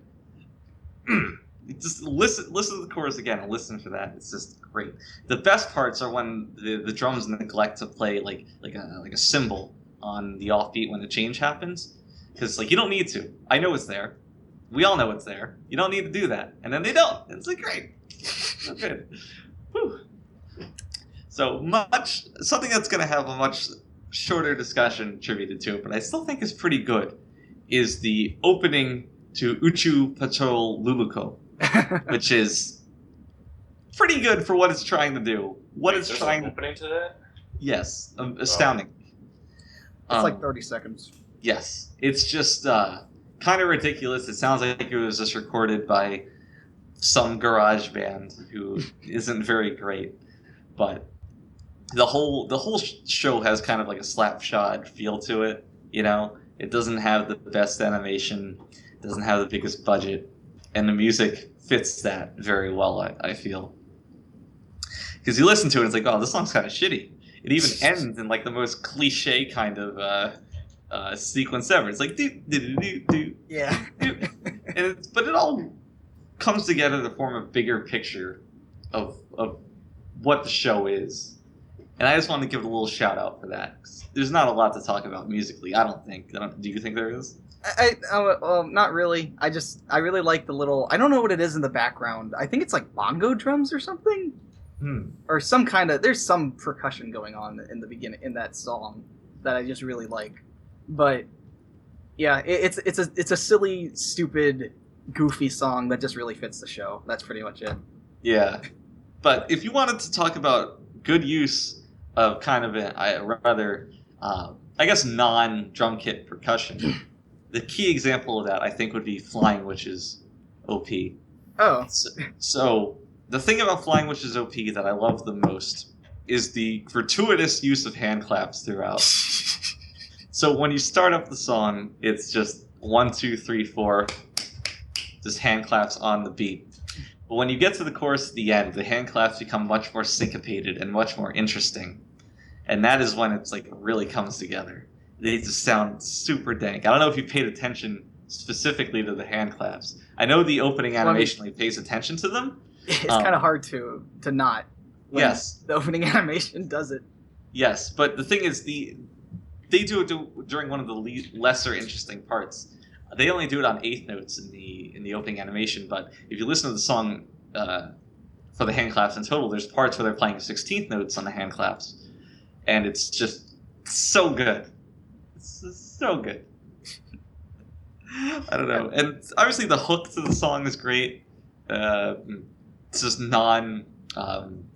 meaningful syllabic chanting, but I think it's a very good song. I what do really, you think? I really, the thing about the song that I like the most is it's very similar to why I like the second Non-Non-Biori opening, the Non-Non-Biori repeat opening, and it's because it uses a banjo, and it's It's a very nice use of banjo. Thank you so much for pointing that out. Yes, it's so good. God, I love this guy. This is fantastic. Oh man. So, for anybody who hasn't heard it, the Non-Non-Biori repeat intro has the dankest banjo you've ever heard. It's amazing. This isn't as dank, but the fact that it's using a banjo, and let me tell you, I feel like when you're playing in Japan, the shamisen is very akin to the banjo, but going out of your way to use the banjo specifically is so good. Like, the timbre's different, the instruments are different, but they're very similar regardless. And using the banjo is the right move entirely. It's just, Doug Funny would approve. Yes. Banjos are super dope. Anything else that you think the song's dank over? Not really. That's pretty much it. I like the song a lot. It's cute. It is cute, and it's pretty comfy for the slow pace of the show. Mm-hmm.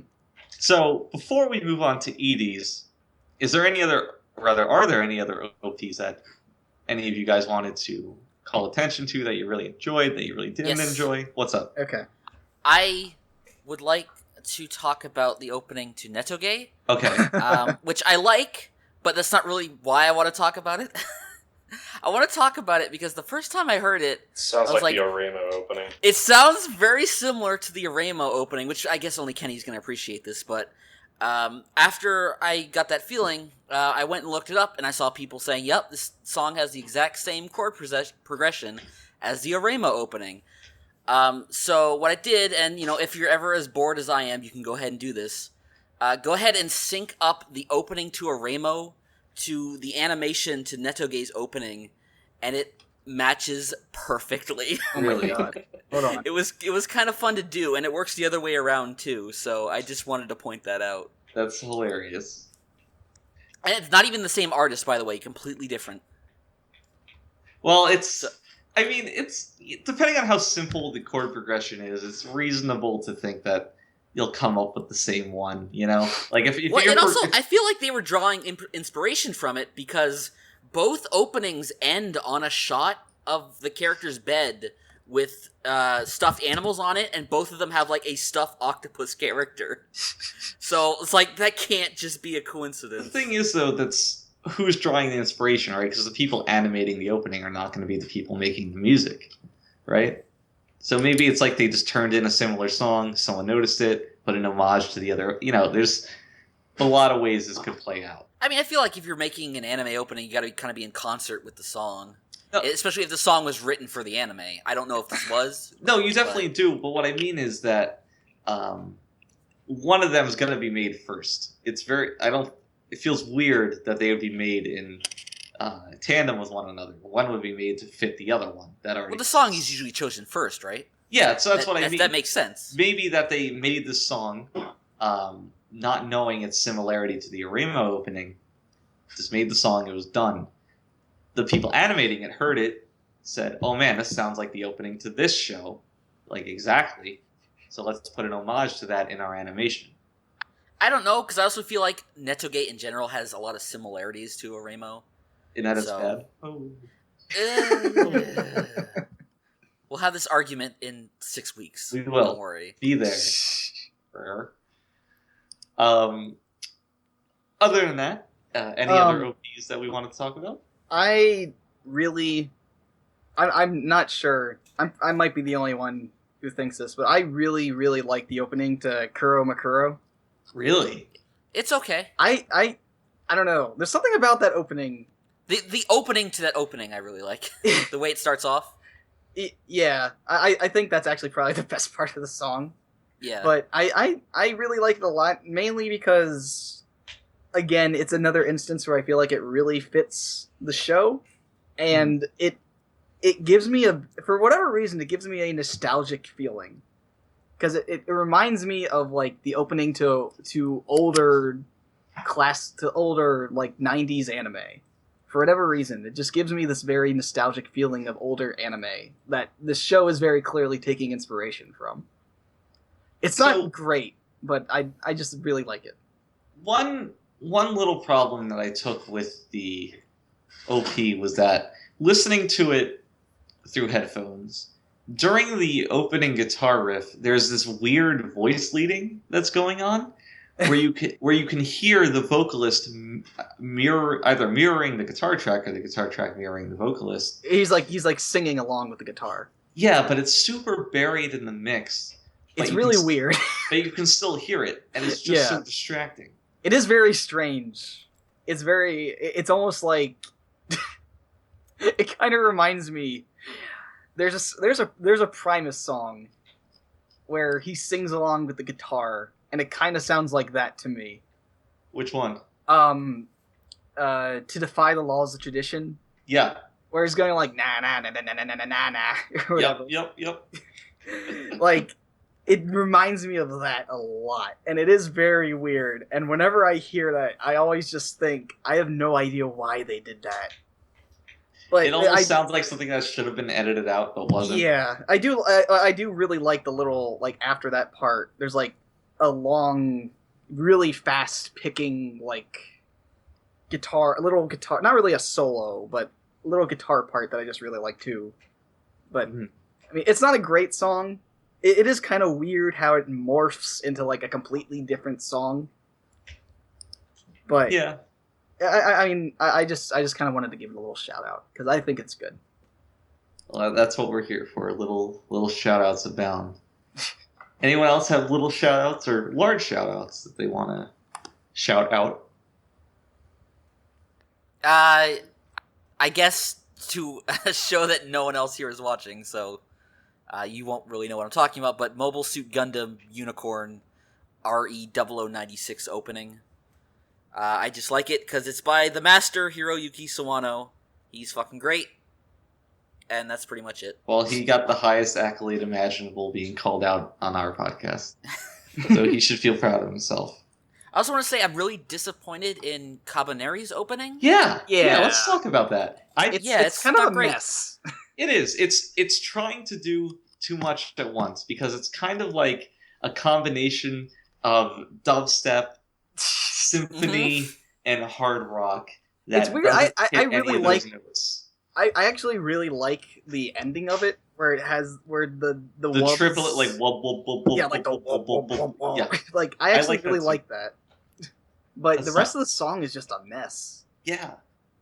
It's kind of like forced majestic, right? Yeah. When it goes into the part where it sings the title of the show, it's like, you didn't earn this. There's no way behind this. Yeah. It's just not good. The worst thing is that group actually does really good music.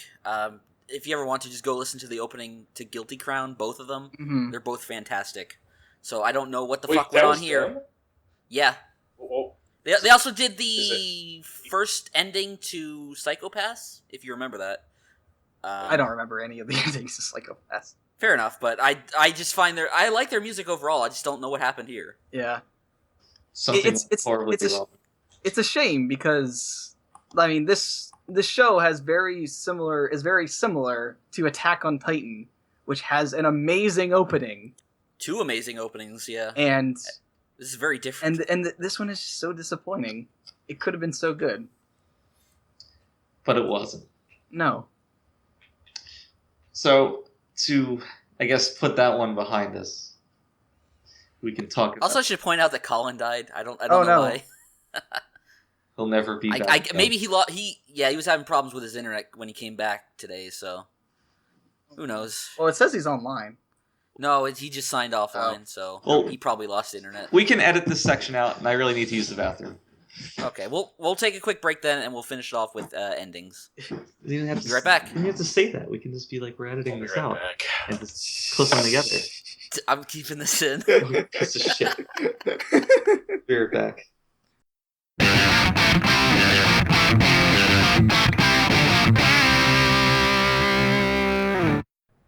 All right, let's do endings now. Anime endings. So, Funk, take us through this. All right. So, just like with OPs, I wanted to start the EDs in the same place. So we can start with Unhappy's ED, which I thought, in general, was pretty good. One aspect of it that I really liked that I usually don't call attention to was the use of panning in the intro. And for anybody not familiar, panning is the art, because it's very difficult to get right, of choosing which stereo channel to put different sounds in. So if you're listening in your headphones, whether something appears in your left headphone or your right, some percentage in one, some percentage in the other. Now, panning is super hard, but it's extremely imperative because it helps differentiate the different sounds of the track. So if you listen to the intro of Unhappy's ED, shit is constantly flying from left to right, over and over. It's not distracting, but it is very additive to the song. I think it's something to commend it for. I don't know if you guys notice this or if you can only listen to it not through stereo speakers, but super great. The other part of it that I really liked is the animation at this part says "unhappy go lucky," which is a super dumb pun that I can't stand.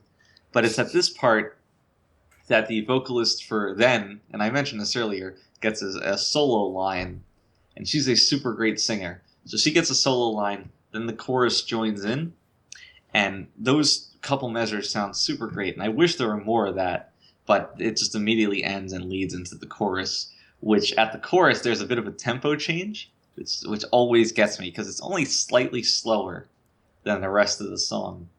But it's enough that it's like, man, this was intentional. I love it. Anybody have any thoughts on this? I remember liking it, which would seemingly contradict my complaints about the opening. I can't remember anything specific other than just, I don't know, I kind of enjoyed it. It wasn't offensive like the opening, I guess. I like it too. I do really like that one part, that little section you talked about. Not just for the vocals, but mainly because of the guitar, because it does this like nice little muted like little guitar thing with like I guess they're triplets. Where the guitar is like doing like ding ding ding ding or whatever. Yeah. It just goes. It's just really good. I like that the song just has a lot of distinct sections amongst itself. Which is a lot to say for a song that's like a minute and a half. So it's nice that they had the thought to kind of diversify, whereas it's very easy to write one song that's the same thing for its length. It's a really good. Yeah, it's a good ending. So, running in contrast to that, and this has been a mainstay of the series, is Ass Class's ED, which just like every other Ass Class ED is a just slow contemplative ballad. Well, there's only been 2 of them. No, there's been 3. No, I don't think so. It's been one the whole way, hasn't it? No, the first season had one opening, and that's it. The first 2 cores have the same opening, but the 3rd core and the 4th core have 2 different openings. Or endings, rather? You mean? Yes, endings. Oh, I guess since they sound so similar or so boring, I just didn't even notice. Yeah, they're that's the thing. They're very similar stylistically, and I'm with you. I think that they sound boring the whole way. This is not to say that a slow song is inherently boring, but I don't think any of them are particularly great. Now, I know that a lot of people liked the first 2 cores ED. I did. Yeah, and I think I mentioned this on the podcast too. Yeah, and I definitely think that's the best one. I think they've actually steadily decreased in quality such that it goes ED1, ED2, ED3. But the thing is, I just never liked any of them that much. They don't... So slow songs actually have a lot of room to add little interesting fills or what have you. Because there's just... The room is so wide to play around with them instrumentally. But they just never take advantage of that. They're just very by-the-numbers ballads. And I can never really get past that. They just don't seize opportunities to take a little chance or anything. So I don't know. I agree that the first one's a little catchy, and I can see why people like that, but the other 2 are just gone for me. You don't even remember the existence of the second one. Yeah. Yeah, it's just... not great. No, not at all. Still on the topic of not great is Con Revo's ED. It's I wanted this rarely do I do this, but the main thing I wanted to talk about was actually a visual thing instead of a musical thing. But I think this is so stupid that it bears pointing out. So during Con Revo's ED for the 2nd core, there's one part where it shows silhouettes of the major characters. One character is embracing another in silhouette, like shadows. Mm-hmm. And then it pans out, and it just shows them, like, grasping at nothing, because the way the scene's laid out, the silhouettes tell a different story than what's actually happening. But it's just so stupid, because one character's hugging nothing, while another's standing, like, a few feet in front of her to give this illusion. It's the stupidest kind of shadow puppetry. And it works, I guess, in the context of a meaningless ED animation. But when you think about the characters, it's like, why the hell would anybody do this? It's just ridiculous. And it always gets me every time. I always just kind of roll my eyes, like, this is so dumb. Who is this for? I don't know. The actual song itself is just okay. It's just a rock song. The music in the show has never been particularly great. Yeah, but I just wanted to point out just exactly how much I hate that stupid section in the ED. I just hate it. There's no other words. I just hate it. Moving on. So High School Fleet's ED, I actually like a lot. At the beginning of it, there's like I don't know if it's a whistle or what instrument it is, but that combined with the drum roll at the time are very Navy-ish. Like, they sound very military. I don't know what the Japanese equivalent of Navy is, because I think... Is Navy just a general term, or is that the U.S.'s... No, it's a general term. Okay, so yeah. So I don't know. It sounds like the U.S. Navy's kind of music, because every military branch has its own little music thing. But the thing is, it fits the tone very well. And I really like that. But similar to the Joker game opening, the High School Fleet ending has good interplay between the vocals and trumpet, which again persists throughout after the intro. So, just like I commended Joker game, I would feel remiss to not point out High School Fleet's use of the same principles in songwriting. It's pretty good, and the chorus is just straight fire. Like, I think it's very good. It's not a fantastic song, but I do think that there's parts of it that are very good. Now, as I mentioned Joker Game's opening, the ending to Joker Game is one of the most disappointing things I've heard in a long time. Because it's just a stupid, idiotic rock song with no thought put into it. It's just written like a machine almost. It's like if you told a computer to write me a rock song, it just spat this out. there's just nothing to appreciate in it. Mhm. It's not bad. Like, it doesn't make inane chord changes. It's just so mundane and coming off the opening that it's just so disappointing. Yeah. Do you guys have any words for it? I don't, because it's really unmemorable and I don't think it's good. Can't even recall it, honestly. And that's the thing. To speak to the season, the endings this season are much worse in general than the openings. Such that my notes... So, like I said, I have 7 pages of notes. 5 of them are on openings, and 2 of them are on endings. There's just so much less to sink your teeth into here, and it's so disappointing. Because there's nothing about an ending song or an opening song that should make it inherently different. It's just music. So I guess we just landed on the wrong side of the coin flips this time, or what. But, man, I was disappointed. I was going through the endings as kind of the back 9. I started with the openings when compiling my notes, and I was like, man, either I'm really fatigued or these just kind of suck. And I think it's the latter. But Yeah. A glimmer of hope, I think, is Kumamiko's ED. Yes. Which is quite strong. My favorite thing of it is the use of traditional Japanese instruments throughout, between the percussion, and you can hear things like shamisen chiming in. It's very good. Matt, why don't you tell us about the song? I really like. I think like one of my favorite things about the song is just how tribal it feels. Yeah.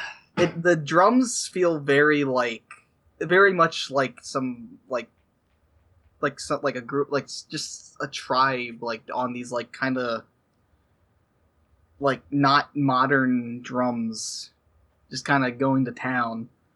And it's like it's just a very, I'm not even sure how to describe it, but it's a very tribal beat. Yeah, it's very insistent throughout. Like, it doesn't make a lot of concessions to the how the song's written. It's more like they had the beat first and wrote the song around that, and that's not a negative. It's just a different way of doing things. And when you have such a what's what I'm looking for, not like heritage, but traditional kind of style, they wrapped this more contemporary pop song around that, and I think that it came out very well. Yeah. Especially towards the end, when it just develops more of a clear hook. It's less talking and more singing, and it still keeps that percussion, but it just it blends together. I really do like the ending. I guess you would call that the chorus. Yeah. I really do like that ending. And I especially like the kind of background singers, how they're just kind of doing a harmony kind of thing with the actual lyrics. It's just it's a very good song again. It is, and I like the little breakdown before the chorus. Mm-hmm. The little rap. Yeah, where it starts with like Miko-san, yeah, etc. That works very well, and again, that's another example of something more contemporary blended with the traditional instruments, and it's really a highlight amongst the sea of mediocre EDs. So, on that theme of mediocrity and more disappointing, I wanted to talk about Kuro Mukuro's ED, which you might look at and just say, okay, this is just another fine ED, I guess. But the person who made it was the same person who made the OP to Dagashikashi. Oh. And yeah, if you listen to the vocals, you can instantly identify it. Yeah, they are similar. Yeah. And I thought that track was great. It had a lot going on. It was very, to use a meme word, it was very dense. Had a lot going on. But when you listen to this ED, it's just super generic, and it's like, really? You made that, and then you made this? It's everyone has an off day. I actually kind of like the ending, but I will say it's not super great. The one part I really like is where it just kind of suddenly goes into this weird jazzy section. Yep, there's exactly 4 bars where you can identify it because the piano starts going pretty crazy. Yeah, and it's like, and it's so good, and then it just stops. Yep, and that's my favorite part too. And that was the brief flash of genius, where I was like, yeah, you did make that other one, and then you made this. Like, I know it's you. It wasn't a fluke. But the rest of the song is just, I don't know if this was like a direction thing, like we need a song like this, or again, like Steve said, an off day. But I thought it was a very clear step down, and that was the main reason why I wanted to talk about it, because it's such a dropped ball. No matter how you feel about this, you have to admit it's a precipitous drop. Yeah, considering that they made the Dagashikashi opening, yeah, that's a pretty big drop in quality. Yeah, I don't dislike it. I actually do like the ending, but I mean, but it's nothing compared to that. Yeah, at the same time, I can't say I remember it outside of that jazzy section. And that's the thing. And I should clarify that a lot of the times that I assume you guys too, kind of glean over music or you don't remember it too well, it's not because it's like really bad, but just because it's serviceable. You know, it's fine. It's just not great. And that's what we really want to talk about here. The stuff that, for one reason or another, goes above and beyond. Mm-hmm. So just because something doesn't stick in our memories, it can still be good. But it's not. Yeah. It's not anything more than good, and that's what we want. We want more than good. Mm-hmm. And the exemplary notion of more than good is what I think is the best ED of the season. And I might catch some flack for this, but I think the best ED of the season is Mayoiga's ED, which is fantastic.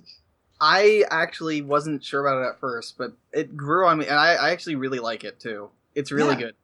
It's Steve. What do you think about it? God, I can't remember it. Honestly, I'm like this way with a lot of endings. They don't stick with me as easily as openings. I don't recall ever having any negative feelings about it. I'd love to, like, after this podcast is done, I'll go listen to it. But yeah, I don't really have any feelings on it at this moment, anyways. So the reason I like it so much is that it captures a tone and perhaps a genre that you never hear in anime music, and that's country. I think this song is solidly country music. Oh no. Yeah, it is. I know the implications that carries, and that's why Steve kind of groans there. But I'm of the opinion that country music, just like any genre, has its good and it has its bad. And this is an example of it done very well. The whole song is almost written by the tenet of being understated.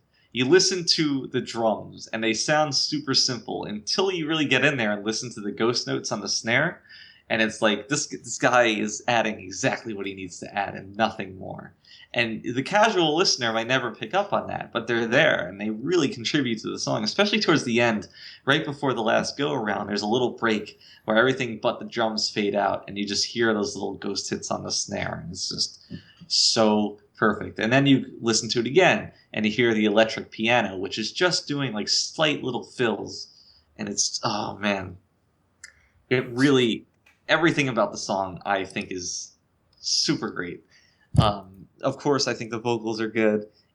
It all just comes together and forms this little like homey picture of just, and the cool thing is it always follows, given the nature of the show, like this revelation, and it's just this calm little number to take you home. What do you think, Matt? I mean, I like it. I think it's really good. I can't say it's not something I really love, but I do like it a lot. I do like the electric piano tone. And I really like the singer a lot. The singer is really good, especially like the one note where she goes really high near the end is really good. But I mean, I think it's really good, especially in comparison to its complete fucking mess of an opening. Oh my god, we didn't talk about it, but it's just really bad. It's pretty. I mean, I honestly, that has kind of grown on me too in a way. Although I'm not sure if it's because it actually has grown on me or because it's like a Stockholm syndrome kind of thing. But yeah, that opening is like the only part of that opening that I actually kind of like is whenever she says Daijobu. For some reason, Yeah, I don't, because I feel exactly the same way. It's just, maybe it's the nature of what Daijobu means, or maybe it's just because it's something that you identify with because you know that phrase. Maybe it's because I just really like the word Daijobu. Yeah. Whenever I hear that word, I just like it. I mean, it's so any time that anybody is like a beginner learning a language, or even, you know, as they go along in their learning, it's, you just kind of listen to someone talking, they're like, oh yeah, they said blue. I know that word. You know, it's just nice to pick up on something that you know. It also probably helps that Daijobu was probably like the one word that you hear like all the time in every anime ever. Yeah. You hear that word said so fucking much. It kind of grounds you. It pulls you back into the song because you know what it means. Yeah.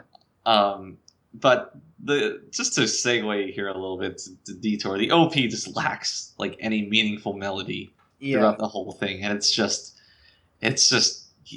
why am I listening to this?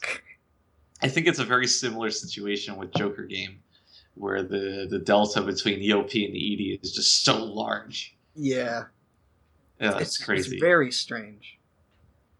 On a similar note, I think an equally large delta exists between the OP and the ED of Sakamoto.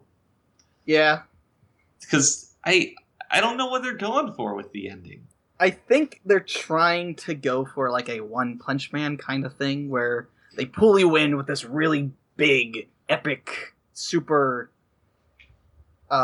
energetic opening, and then now that the show's over, let's kind of have a little bit of a cool down. One Punch Man did that really well, and the problem with this song is that with One Punch Man, the ending song was actually really, really, really good, and it was very catchy and sweet. Whereas this one is just really bland and unmemorable, and I can tell you right now, I don't remember it at all.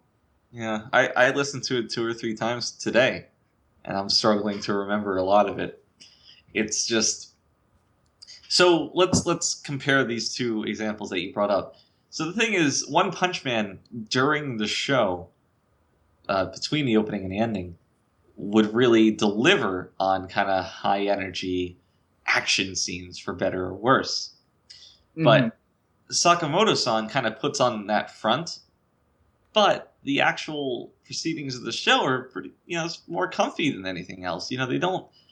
There's no action scenes, and it doesn't need to be, of course. Yeah, it is very energetic and silly and just absurd, though. It is, but it's more funny than it is like action.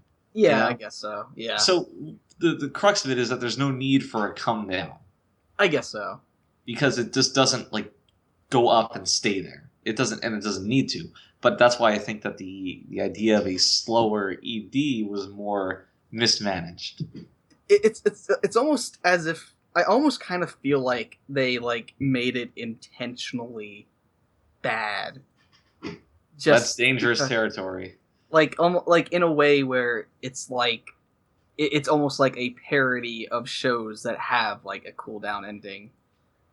Because you just have this like soothing, you have this like kind of bland kind of song going over this. Again, the only person in the ED is Sakamoto.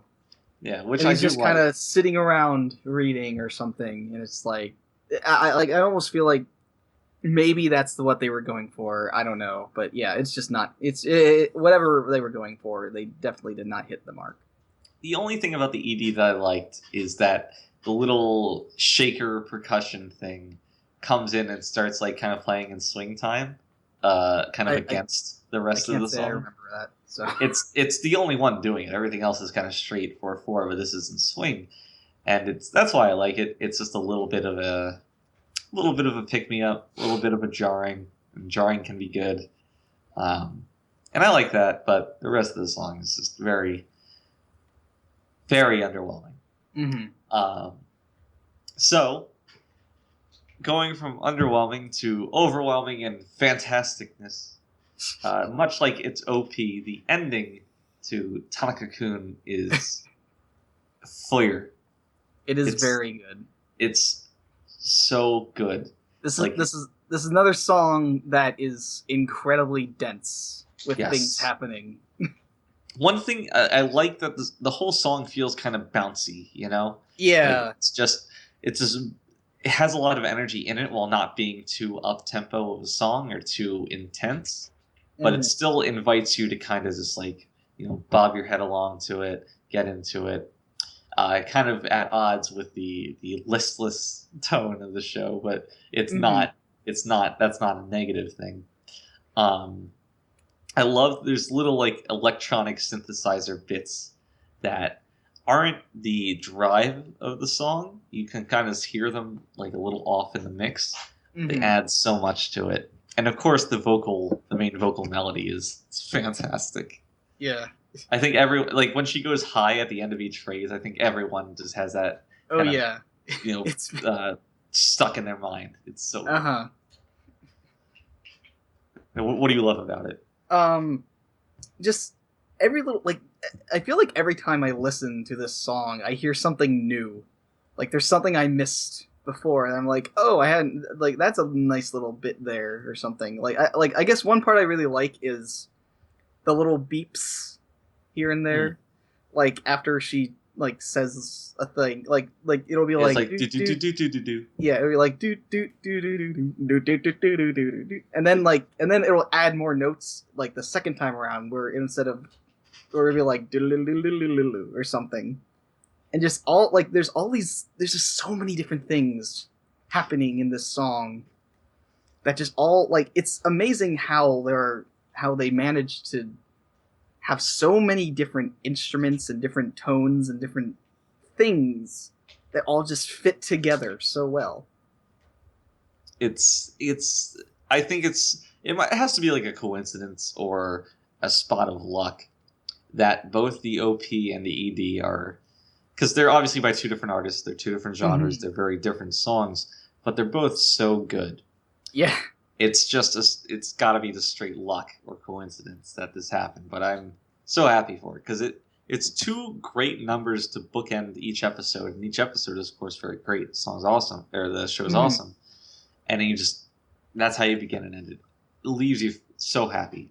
Yeah. One thing I love about the ED is the pre-chorus, and this is a trick that is done in a lot of songs, but and I don't know the technical terms for this, but in the pre-chorus, they make each measure sound twice as long by changing where they play the snare. So if you play a snare just on 2 and 4 in each measure, and then change it just to playing on 1 or 3 in each measure, but not both, it makes them sound twice as long because, it takes a bit of the drive away and distributes it evenly amongst this twice as many measures. And then it switches back to doing it normally, which makes it sound like the tempo of the song changes when it really doesn't. And it's just kind of throws you just the right amount, and it's so good. And then, of course, that's the pre-chorus leads into the chorus, which has the regular tempo, and it's just perfect. Love it. Another one that I love, but not nearly as much, but I still think is pretty good, is the ending to Luluko. Oh, yeah. Which is also distinct amongst anime tracks. It has kind of almost like a shoegaze kind of vibe to it. It's very dreamlike, which, I appreciate just for being pretty distinct. But it's hard to say why.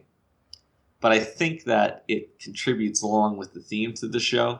And to me, a lot of the theme of Luluko is just kind of teenage emotions in general. Like Luluko's puppy love for, what is his name, Alpha Omega Nova?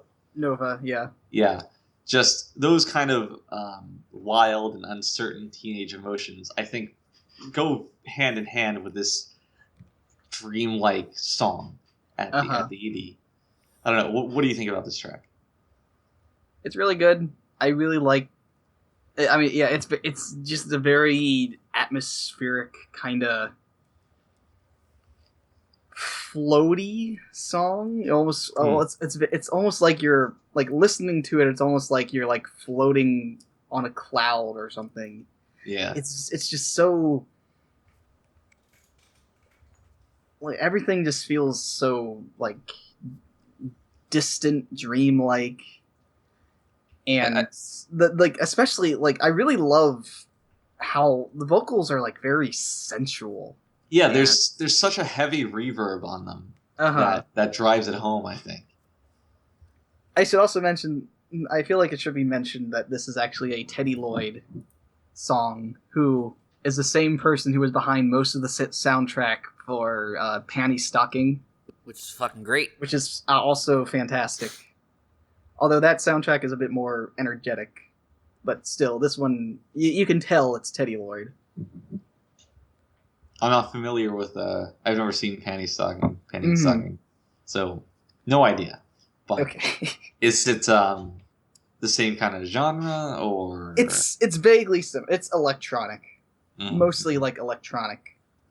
But the soundtrack in Panty Stocking is more... It's almost like, oh my god, what's that artist? What's the artist that Get Lucky? What is that song again? Daft Punk. It's almost like Daft Punk-ish.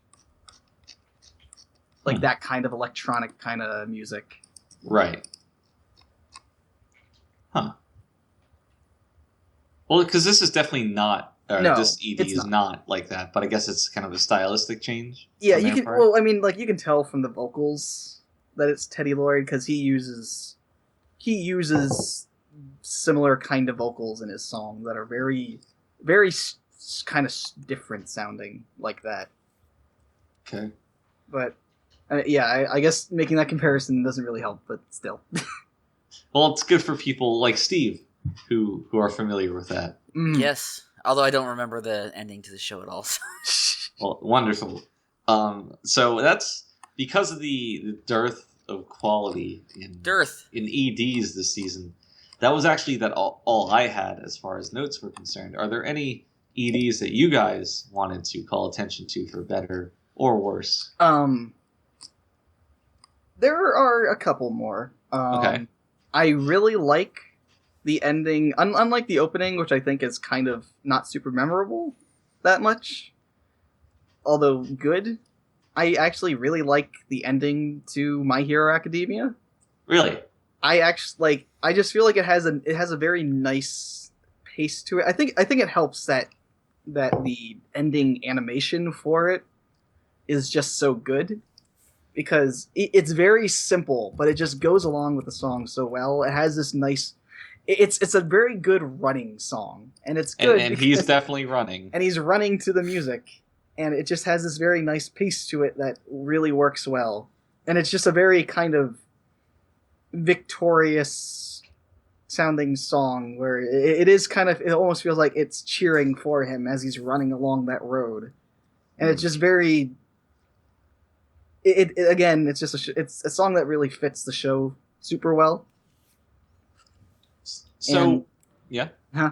Well, I was going to say one thing that stuck out to me is that not the rhythm guitar, but there's kind of like a backing lead guitar, like kind of doing fills throughout the track that more often than not stuck out to me as being obtrusive, more so than complimentary to the track. It's like they really should have just edited this out. I can see that. It's because there's one part in the beginning where it's basically playing the scale of whatever chord they're in, and it sounds fine. But then it's just, after that, it kind of devolves into more noisy and obtrusive kind of fills, and maybe that's what they were going for, but I don't think it works very well. And it wasn't a huge sticking point. It's not very loud in the mix, but it is something that I could have done without. But one part of the song I really liked was the ending. Like the last couple bits that are at least portrayed in the ED of the show are pretty rather syncopated, And I thought that those were the most interesting parts of the song to me, and I really enjoyed it. But the rest of it I thought was a little generic. Yeah, I mean it's not great. I just I don't know. I feel like a lot of these songs are really. I think this is a song that's just very, like, alone. It's not great, but with that animation, it just goes really, really well. I can definitely see that. The animation, huh? So in later episodes, do they change the animation such that he's wearing his high school uniform? I don't know. I don't. Or think did I so. imagine that? Oh, I might have imagined that. I'm not sure. I didn't really pay attention to that. I'm gonna be really embarrassed if I just straight up imagine that. I don't know. I really don't know.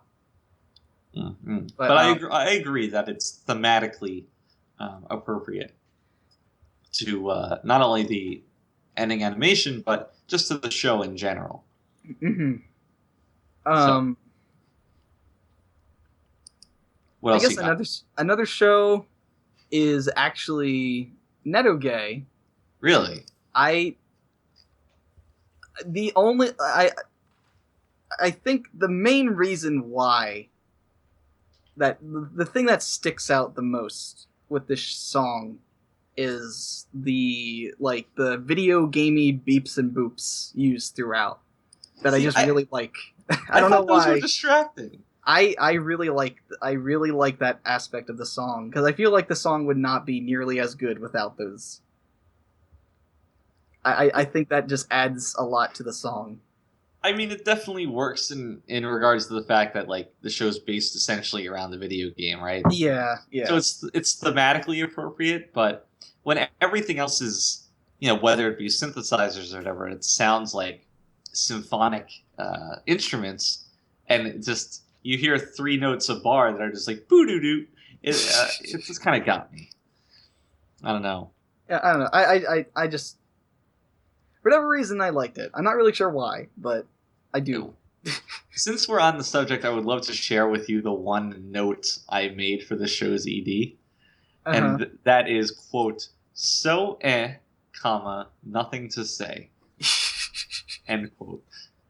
I mean, it's not... And yet you said it. It's not great. I said it. It's not great, but I just wanted to point that out.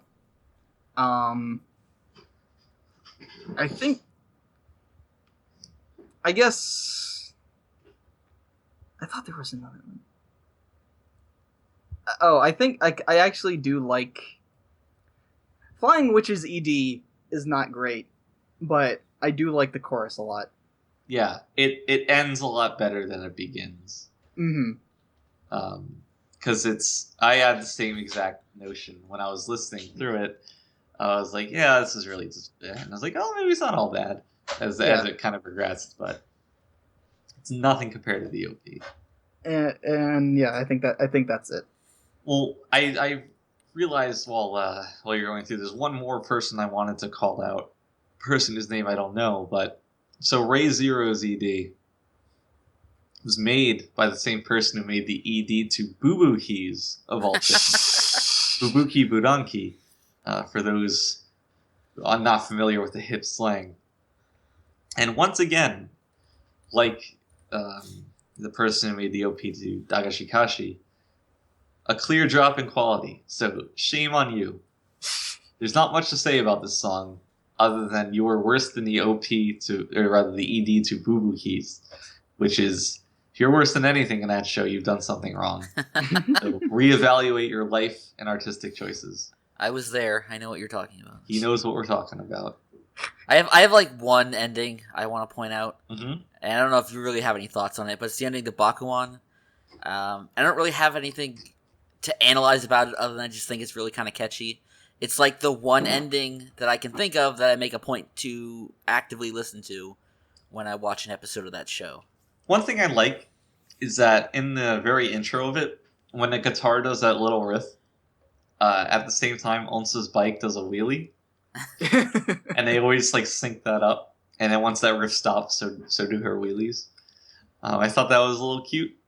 But yeah, I don't think the song has much of an identity. I think the drums are way too overpowering And I get that a lot of the music in this show between the OP and ED are going for like a punk vibe. So, you want hard driving drums, but I don't know, I feel it overpowers a lot of the track. And I just, similar to a lot of songs, I just don't get a big sense of melody here. It's a very anime ending kind of song, but I don't know, I just find it catchy. I do like the one part that's kind of like in the middle, where the guitar is just kind of doing all these little solos all over the place. Just doing these little, like, I don't even know how to describe it. It's just like, I guess like a little verse or bridge, I don't know, but it's just the part where the drums kind of calm down for a little bit. But I think I know what you're talking about. I like that part. And like I think it's fitting for the show, but I don't think it's really that good. I actually like the opening a lot for Bakuon as well, but it's okay. Yeah, I mean, so this is gonna be a meme, but I like the first couple bars where it's semblance of bass, and you really hear that chunky kind of just the bass and the drums. Yeah, I think the main part of that song I like the most is like near the ending, when the guitar is doing this riff that's like yes. I really like that. If that part had been a greater presence in the song, I would have liked it a lot more. Isn't that always the worst? Where it's just like, man, I really like this. Focus more on this. And they use it. It's just one little part. Yep. Yeah. Well, I think that might be it on the OPED discussion. And thankfully, we don't have anything else because this is already by far our longest podcast we've ever done. So no give way. yourself a pat on the back. You say that every time. And I'm still here. We blew away the old record. We're at like 4 hours 10 minutes, something like that. What was the old record? Like 3:46. Well, I can't wait to get to finish, and then you'll send me a message saying, "By the way, the podcast didn't record right." Well, don't say that. Now you've just fucking cursed the whole thing. The curse of the podcast. I did test it, so we should be good, but all right, things happen. She's not pregnant. I checked. Well, in case this did record and anyone is still listening at this point, thank you for listening. Until next time. Until next time, say goodbye, guys. Goodbye, guys. Goodbye. Bye. Listen, Steve, record me right now saying goodbye and then add me in post.